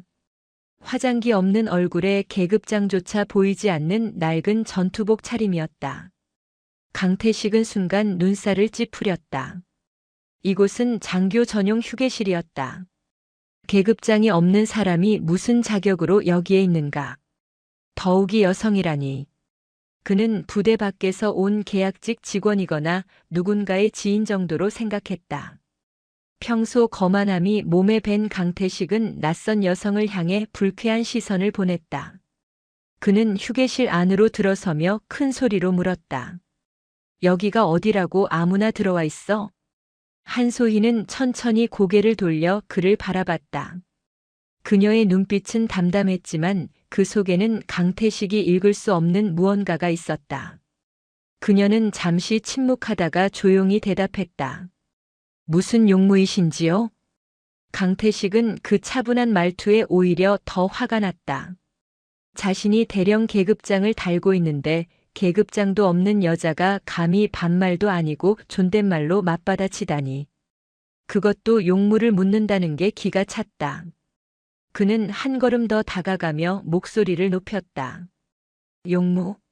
내가 용무를 말해야 돼? 여기는 장교 휴게실이야. 당신 계급이 뭐야?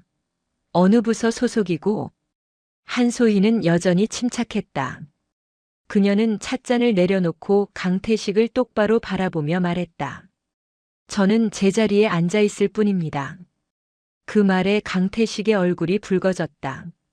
주변에 있던 몇몇 장교들이 상황을 지켜보고 있었지만 아무도 나서지 않았다. 강태식의 기세에 눌려 모두 숨을 죽이고 있었다. 강태식은 더욱 공격적으로 나왔다. 제자리? 여기가 당신 자리야?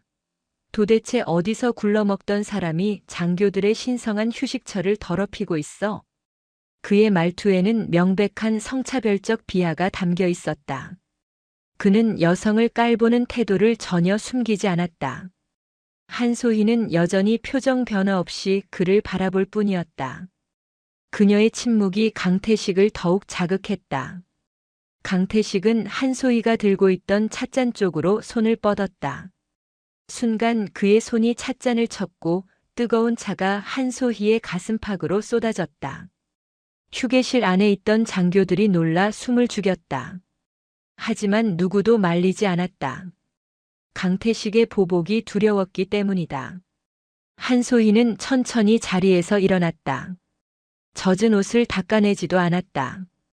그녀는 조용히 품속으로 손을 넣었다. 그리고 무언가를 꺼냈다. 은색 별 2개가 박힌 소장 계급장이었다. 휴게실의 시간이 멈춘 듯 했다. 한소희는 침착하게 그 계급장을 어깨 견장에 부착했다. 그리고 강태식을 똑바로 바라보며 또렷한 목소리로 말했다. 육군본부 감찰실장 소장 한소희다. 강태식의 얼굴에서 혈색이 사라졌다. 그의 입이 벌어졌지만 아무 소리도 나오지 않았다. 주변의 장교들은 경악하며 즉시 부동자세로 굳어버렸다. 휴게실 안의 공기가 얼어붙었다. 소장. 그것도 육군본부 감찰실장. 강태식이 가장 두려워하던 존재가 바로 눈앞에 서 있었다. 강태식의 2다리가 후들거렸다. 방금까지 자신이 무시하고 폭언을 퍼부었던 여성이 소장이라니. 그것도 육군본부 감찰실장이라니. 그의 머릿속이 하얗게 변했다. 감찰실장은 전군의 기강과 군기를 책임지는 직책이었다. 육군 내에서 그 누구도 함부로 할 수 없는 존재였다. 설령 같은 소장이라 할지라도 감찰실장의 권한은 특별했다. 그는 육군 참모총장의 직접적인 지휘를 받으며 모든 부대에 대한 감찰권을 행사할 수 있었다. 강태식은 황급히 차례 자세를 취하려 했지만 몸이 제대로 움직이지 않았다. 그의 손은 떨렸고 입술은 바짝 말라 있었다. 한소희는 그런 그를 차갑게 내려다봤다. 그녀의 눈빛에는 분노나 흥분 같은 감정이 보이지 않았다. 오히려 지극히 냉정하고 차분했다. 그것이 더욱 공포스러웠다. 감정에 휩싸인 상관은 설득하거나 무마할 여지라도 있지만 철저히 이성적인 상관은 어떤 변명도 통하지 않는 법이었다. 한소희는 젖은 전투복을 한번 내려다본 후 다시 강태식을 바라봤다. 그녀의 목소리는 낮았지만 휴게실 구석구석까지 또렷하게 들렸다. 강태식 대령. 지금 내가 누군지 알았으니 할 말이 있겠지? 강태식은 목구멍이 막힌 듯 말이 나오지 않았다. 그는 몇 번 헛기침을 하며 간신히 입을 열었다. 소장님. 제가 정말 몰랐습니다. 계급장이 없으셔서 민간인으로. 민간인이면 함부로 대해도 되는가? 한소희의 반문에 강태식은 할 말을 잃었다. 그녀의 말이 정확했다. 설령 민간인이었다 하더라도 군 간부가 그렇게 폭언하고 폭력을 행사할 이유는 없었다. 강태식은 이마에 땀이 송글송글 맺히는 것을 느꼈다. 그는 다급하게 변명을 이었다. 죄송합니다. 제가 실수했습니다. 부디 용서해 주십시오. 한소희는 대답 대신 천천히 휴게실을 둘러봤다. 그곳에 있던 5명의 장교들은 모두 부동자세로 얼어붙어 있었다. 그들의 얼굴에는 충격과 두려움이 역력했다. 한소희는 그들을 향해 말했다. 여기 계신 분들은 방금 상황을 모두 목격했다. 제11보급 창장 강태식 대령이 신원 미상의 인물에게 폭언과 폭행을 가한 사실을 말이다. 각자 소속과 계급, 성명을 밝히고 목격 경위를 서면으로 작성하여 오늘 중으로 제출하도록. 예, 알겠습니다. 장교들은 일제히 큰 소리로 대답했다. 그들은 강태식의 눈치를 볼 여유조차 없었다. 소장의 명령 앞에서 대령의 권위는 아무런 의미가 없었다. 한소희는 다시 강태식에게 시선을 돌렸다. 강 대령. 당신은 지금 당장 집무실로 복귀하여 모든 업무를 중단하고 대기하시오. 앞으로의 일정과 조치는 추후 통보하겠다. 소장님, 제가 정말 명령을 들었으면 실행하시오. 한소희의 목소리에는 타협의 여지가 없었다. 강태식은 더 이상 항변할 수 없었다. 그는 비틀거리며 경례를 올리고 휴게실을 빠져나갔다. 그의 뒷모습은 초라했다. 방금까지 거만하게 굴던 그 대령의 모습은 온데간데 없었다. 휴게실 문이 닫히자 한소희는 남은 장교들을 다시 한번 훑어봤다. 그들은 여전히 긴장한 표정이었다. 그녀는 잠시 침묵하다가 입을 열었다. 여러분이 지금까지 이 부대에서 목격한 것들이 있을 것이다. 부당한 일, 불법적인 일, 도저히 납득할 수 없는 일들 말이다. 하지만 말하지 못했겠지. 두려웠을 것이다. 장교들은 아무 말도 하지 못했다. 한소희의 말이 너무나 정확했기 때문이다. 그들은 강태식의 비리를 어느 정도 알고 있었다. 하지만 입을 열면 자신들이 당할 것이 뻔했기에 침묵했다. 한소희는 계속 말했다. 나는 육군본부 감찰실장으로서 이 부대의 자맹 감찰을 실시하러 왔다. 이미 충분한 정황 증거를 확보했다. 이제부터는 본격적인 조사가 시작될 것이다. 여러분께 한 가지만 당부한다. 진실을 말하라. 거짓으로 동료를 보호하려는 것은 결국 조직 전체를 병들게 한다. 한소희의 말에는 권위뿐만 아니라 진정성이 담겨 있었다. 그녀는 단순히 비리를 적발하려는 감찰관이 아니었다. 진정으로 군의 기강을 바로 세우고 부당하게 고통받는 이들을 구하려는 의지가 느껴졌다. 한 명의 소령이 조심스럽게 입을 열었다. 소장님, 저희가 알고 있는 것을 말씀드려도 보복은 없을까요? 한소희는 그 소령을 똑바로 바라봤다. 내가 여기 있는 한 진실을 말한 사람에게 어떤 보복도 용납하지 않겠다. 이것은 내 개인의 약속이 아니라 대한민국 육군 감찰실장으로서의 공식적인 보장이다. 그 말에 장교들의 긴장이 조금 풀렸다. 그들은 처음으로 희망을 보았다. 강태식의 오랜 공포 정치에서 벗어날 수 있다는 희망이었다. 한소희는 그들에게 각자의 자리로 돌아가라고 지시했다. 장교들은 경례를 하고 하나둘 휴게실을 빠져나갔다. 휴게실에 혼자 남은 한소희는 창밖을 바라봤다.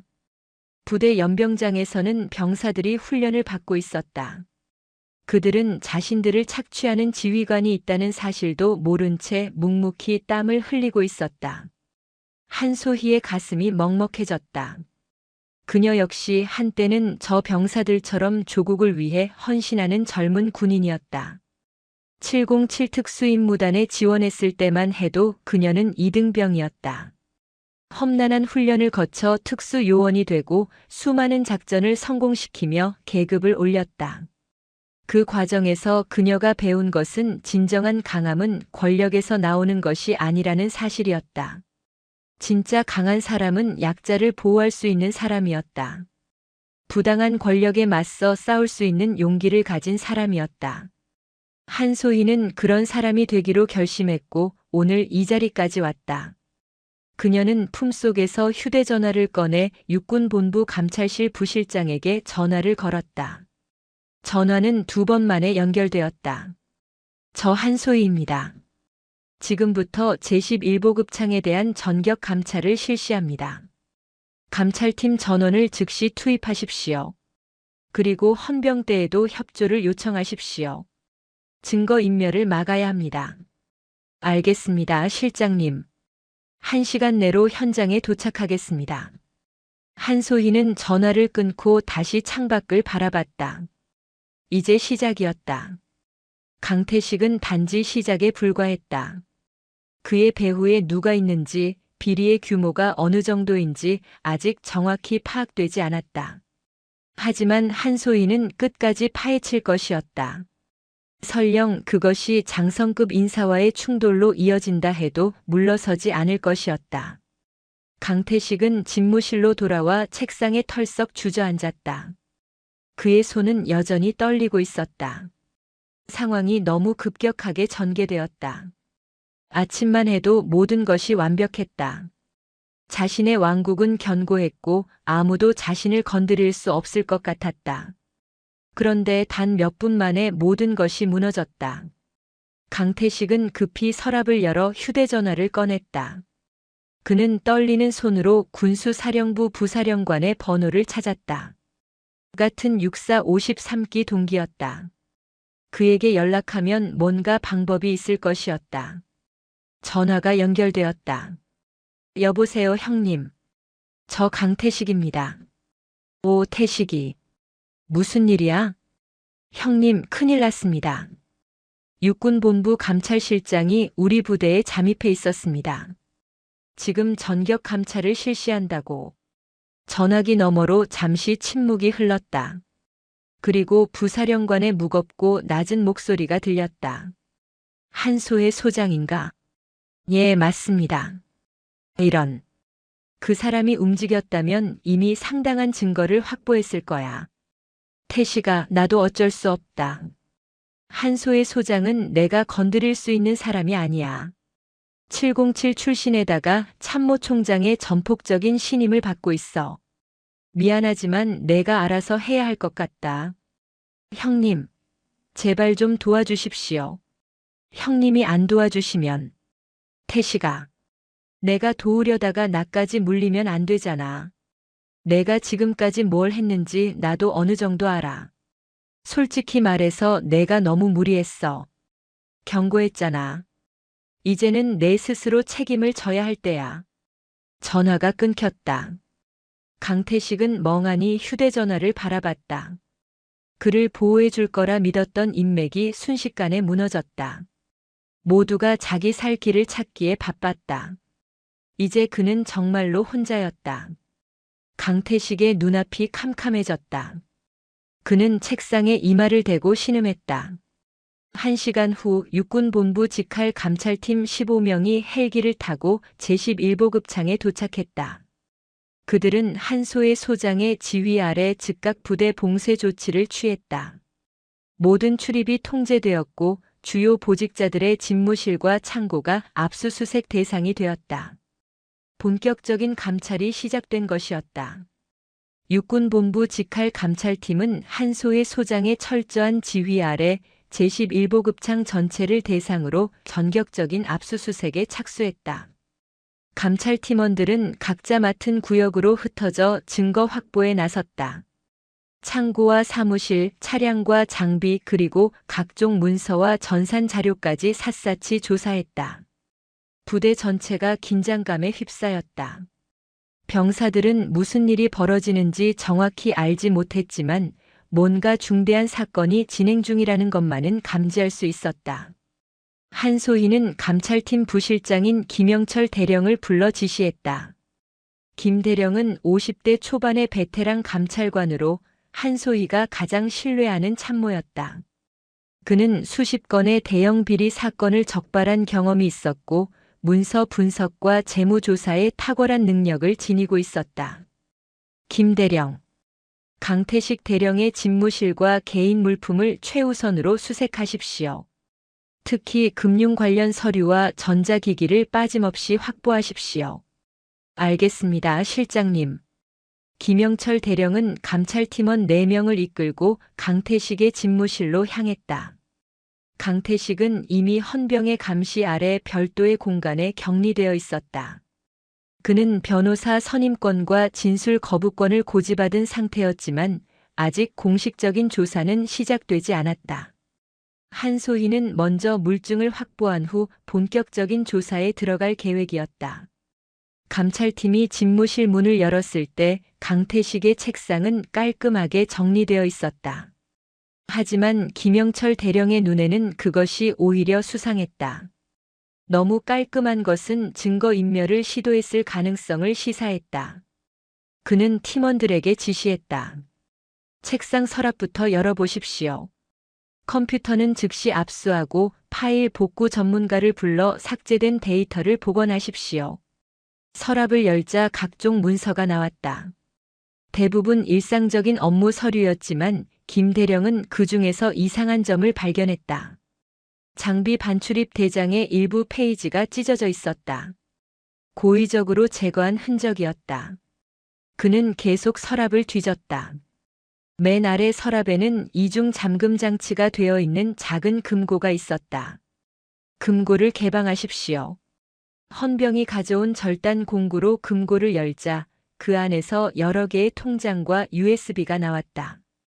통장들은 모두 강태식의 가족 명의로 되어 있었지만 입금 내역을 보니 일반적인 급여나 저축과는 거리가 멀었다. 수천만 원 단위의 큰 돈이 불규칙한 간격으로 입금되어 있었다. 김 대령은 즉시 이것을 증거물로 확보했다. USB를 노트북에 연결하자 여러 개의 폴더가 나타났다. 그중 하나의 폴더명은 거래처였다. 김 대령이 클릭하자 엑셀 파일이 열렸다. 거기에는 10여 개의 방산업체 이름과 금액, 날짜가 상세히 기록되어 있었다. 명백한 뒷돈 거래 장부였다. 김 대령은 즉시 한소희에게 보고했다. 실장님, 결정적인 증거를 확보했습니다. 비자금 장부로 보입니다. 잘했습니다. 계속 수색을 진행하십시오. 한소희는 다음 단계로 넘어갔다. 그녀는 창고 담당 감찰팀에게 연락했다. 창고에서는 이미 심각한 문제들이 발견되고 있었다. 장비 실물과 장부상의 수량이 맞지 않았다. 특히 고가의 야간 투시경과 통신 장비가 대량으로 누락되어 있었다. 담당 부사관을 불러 추궁하자 그는 떨리는 목소리로 진술했다. 창장님 지시로 일부 장비를 외부로 반출했습니다. 정비 명목이었지만 실제로는 민간업체에 팔았다고 들었습니다. 언제부터 이런 일이 있었습니까? 2년 전부터입니다. 처음에는 작은 물품이었는데 점점 규모가 커졌습니다. 한소희는 이 진술을 녹취했다. 장비 불법 매각은 단순 횡령을 넘어 군사 기밀 유출로 이어질 수 있는 중대한 범죄였다. 그녀는 조사를 더욱 강화하라고 지시했다. 그날 저녁 한소희는 감찰 팀원들과 함께 회의를 열었다. 지금까지 확보한 증거를 종합하면 강태식의 죄목은 명백했다. 금품 수수, 부대 운영비 횡령, 장비 불법 매각, 그리고 부하에 대한 가혹 행위까지. 하지만 한소희는 뭔가 더 큰 것이 숨어 있다는 직감을 느꼈다. 이 정도 비리라면 왜 이렇게 철저하게 은폐하려 했을까? 왜 그렇게 많은 인맥을 동원해 감찰을 피하려 했을까? 한소희는 압수한 USB의 또 다른 폴더를 열어봤다. 폴더명은 프로젝트 K였다. 클릭하자 암호를 요구하는 창이 떴다. 그녀는 감찰실 사이버 보안팀의 해독을 의뢰했다. 2시간 후 보안팀으로부터 연락이 왔다. 실장님, 암호를 해독했습니다. 파일을 전송하겠습니다. 한소희의 노트북으로 파일이 전송되었다. 그녀가 파일을 열자 눈앞에 충격적인 내용이 펼쳐졌다. 그것은 차세대 전차의 핵심 장갑 기술 설계 도면이었다. 우리 군이 10여 년에 걸쳐 개발한 최첨단 기술이었다. 그런데 그 도면이 왜 보급 창장의 USB에 들어있는가? 한소희는 재빨리 문서를 분석했다. 도면 파일과 함께 이메일 주고받기 기록이 있었다. 수신자는 해외 방산업체의 이메일 주소였다. 강태식은 이 기밀 정보를 해외로 유출하려 했던 것이다. 이것은 단순한 군수품 비리가 아니었다. 국가 안보를 위협하는 중대한 반역 행위였다. 한소희의 표정이 굳어졌다. 그녀는 즉시 국방부 기무사령부에 보고했다. 기무사 정보처장입니다. 한소의 소장입니다. 긴급 보고 드립니다. 제11보급 창에서 차세대 전차 기술 유출 정황을 포착했습니다. 즉각 합동 조사가 필요합니다. 알겠습니다. 즉시 요원을 파견하겠습니다. 한소희는 전화를 끊고 깊이 생각에 잠겼다. 강태식 같은 보급 창장이 혼자서 그런 기밀 정보에 접근할 수 있을까? 불가능했다. 누군가 더 높은 위치에 있는 인물이 배후에 있을 것이었다. 그녀는 파일을 더 면밀히 살폈다. 이메일 내용 중 한 문장이 눈에 들어왔다. 이 중장님께서 약속하신 대로 대금을 준비해 주시기 바랍니다. 이 중장. 한소희는 그 이름을 추적하기 시작했다. 감찰실 데이터베이스를 뒤진 결과 한 명의 인물이 떠올랐다. 예비역 중장 이정훈. 그는 3년 전 전역한 후 현재 대형 방위산업체의 고문으로 재직 중이었다. 강태식과는 같은 육사 출신으로 현역 시절 군수사령부에서 근무한 경력이 있었다. 그의 인맥을 이용하면 기밀 정보에 접근하는 것이 불가능하지 않았다. 한소희는 707 특수임무단 시절 함께 생사를 넘나들었던 요원들을 떠올렸다. 그들 중 일부는 지금도 정보기관에서 활동하고 있었다. 그녀는 비밀리에 그들에게 연락했다.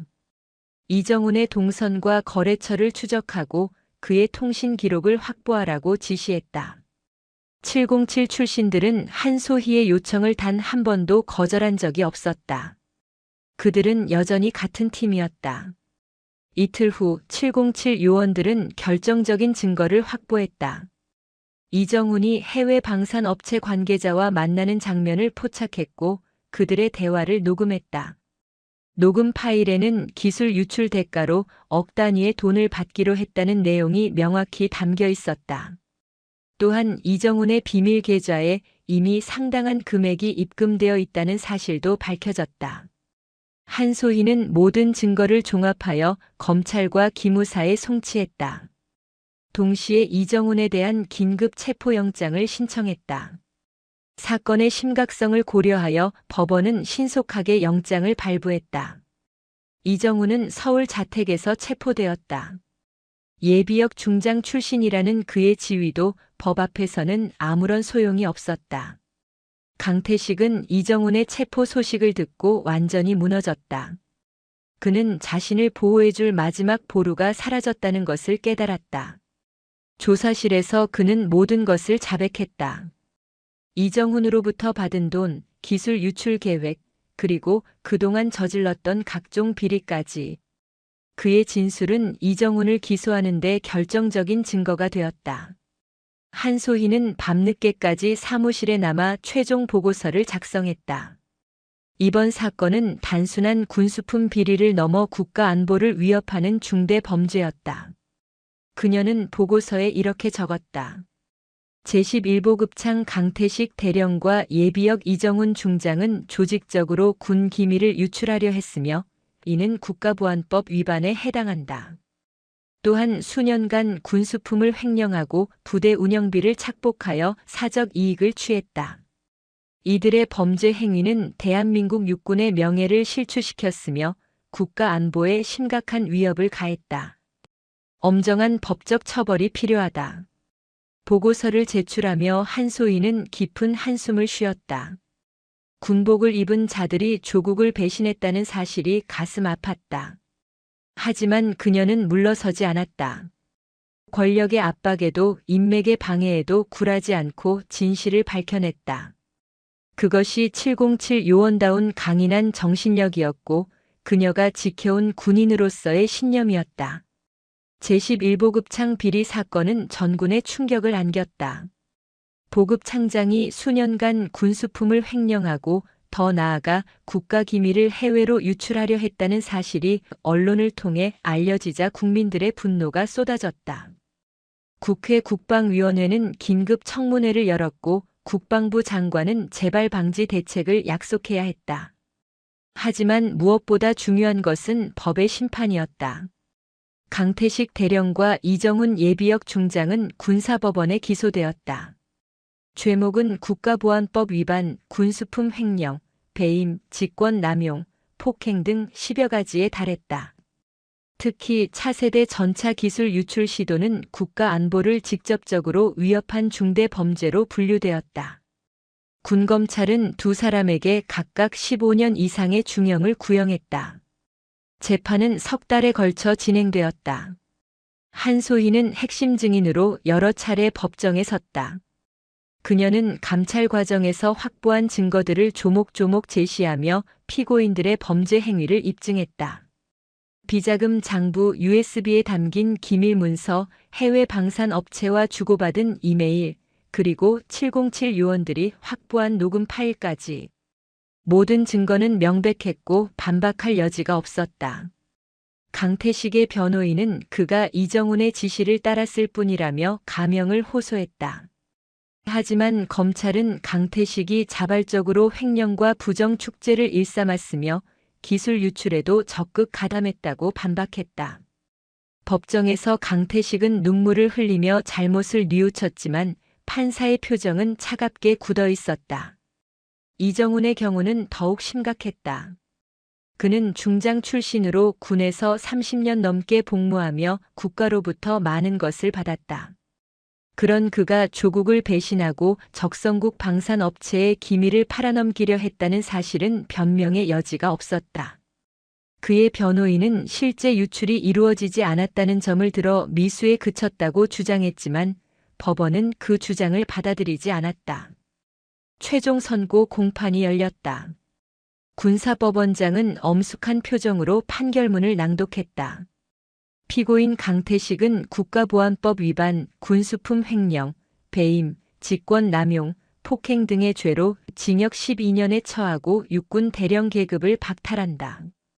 피고인 이정훈은 국가보안법 위반, 기밀 누설 시도, 뇌물수수 등의 죄로 징역 15년에 처하고 육군 중장 예편 처분을 취소하며 불명예 제대 처분한다.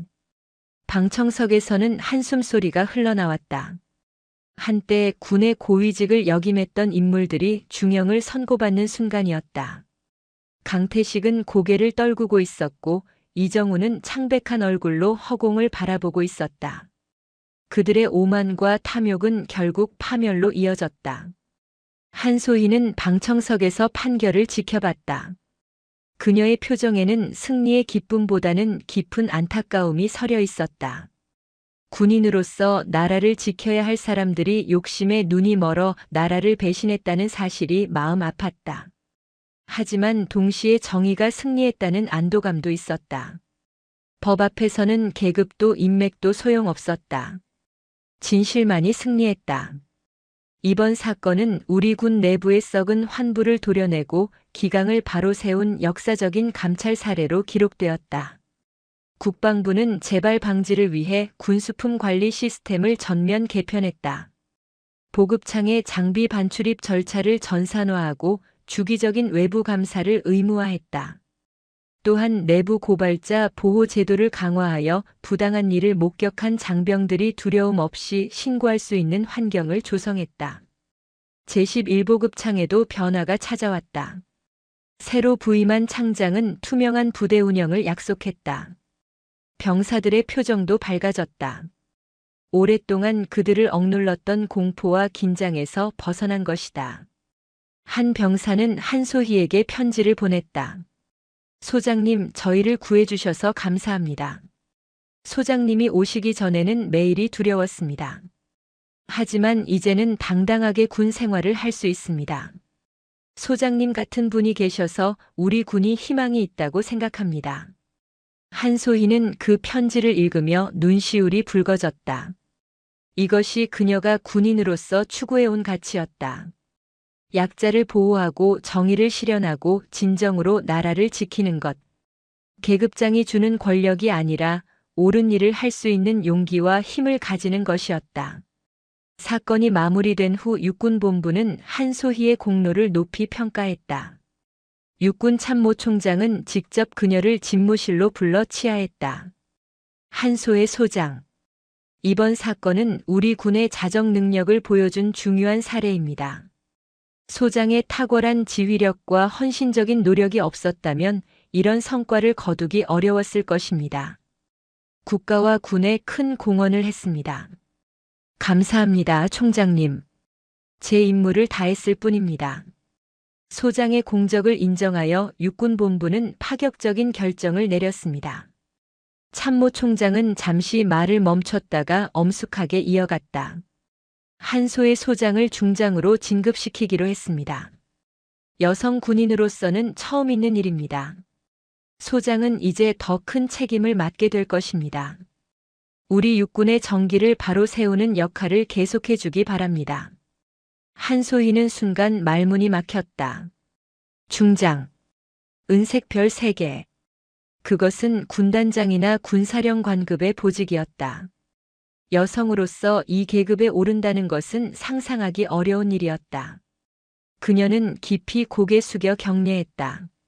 막중한 책임을 주셨습니다. 부끄럽지 않도록 최선을 다하겠습니다. 진급 발표가 나자 전군이 들썩였다. 한소희의 이름은 모르는 장병이 없었다.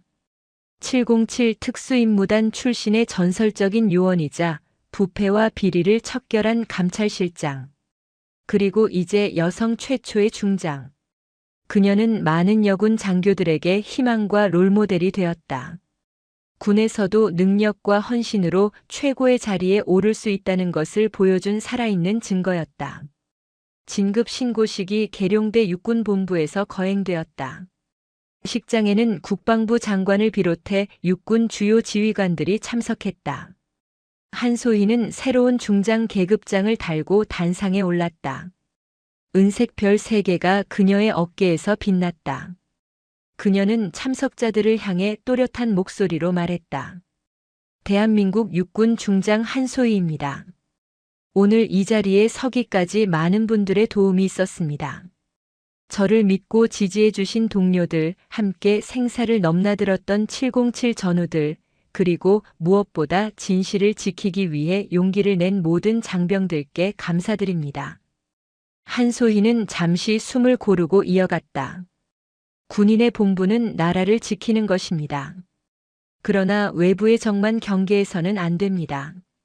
내부의 부패와 비리, 부정의와 불법이야말로 우리 군의 전투력을 갉아먹는 진짜 적입니다.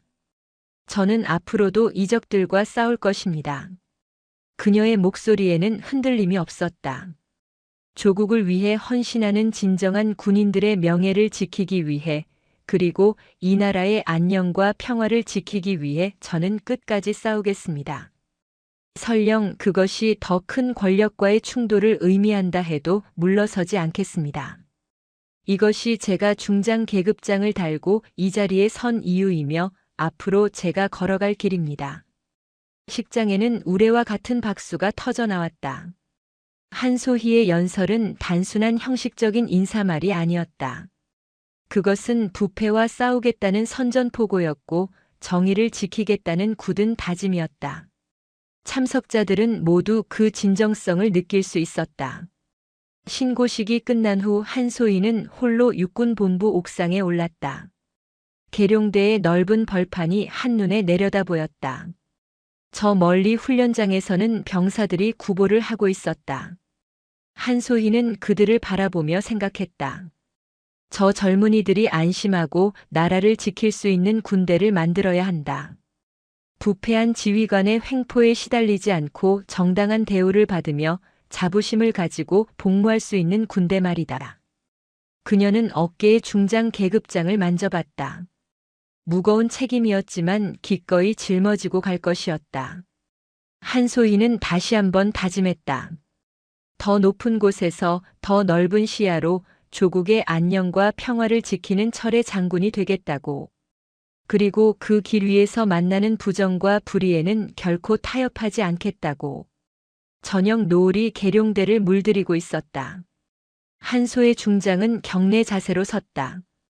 그녀의 그림자가 길게 드리워졌다. 그것은 더 이상 잠행하는 그림자 감찰관의 모습이 아니었다.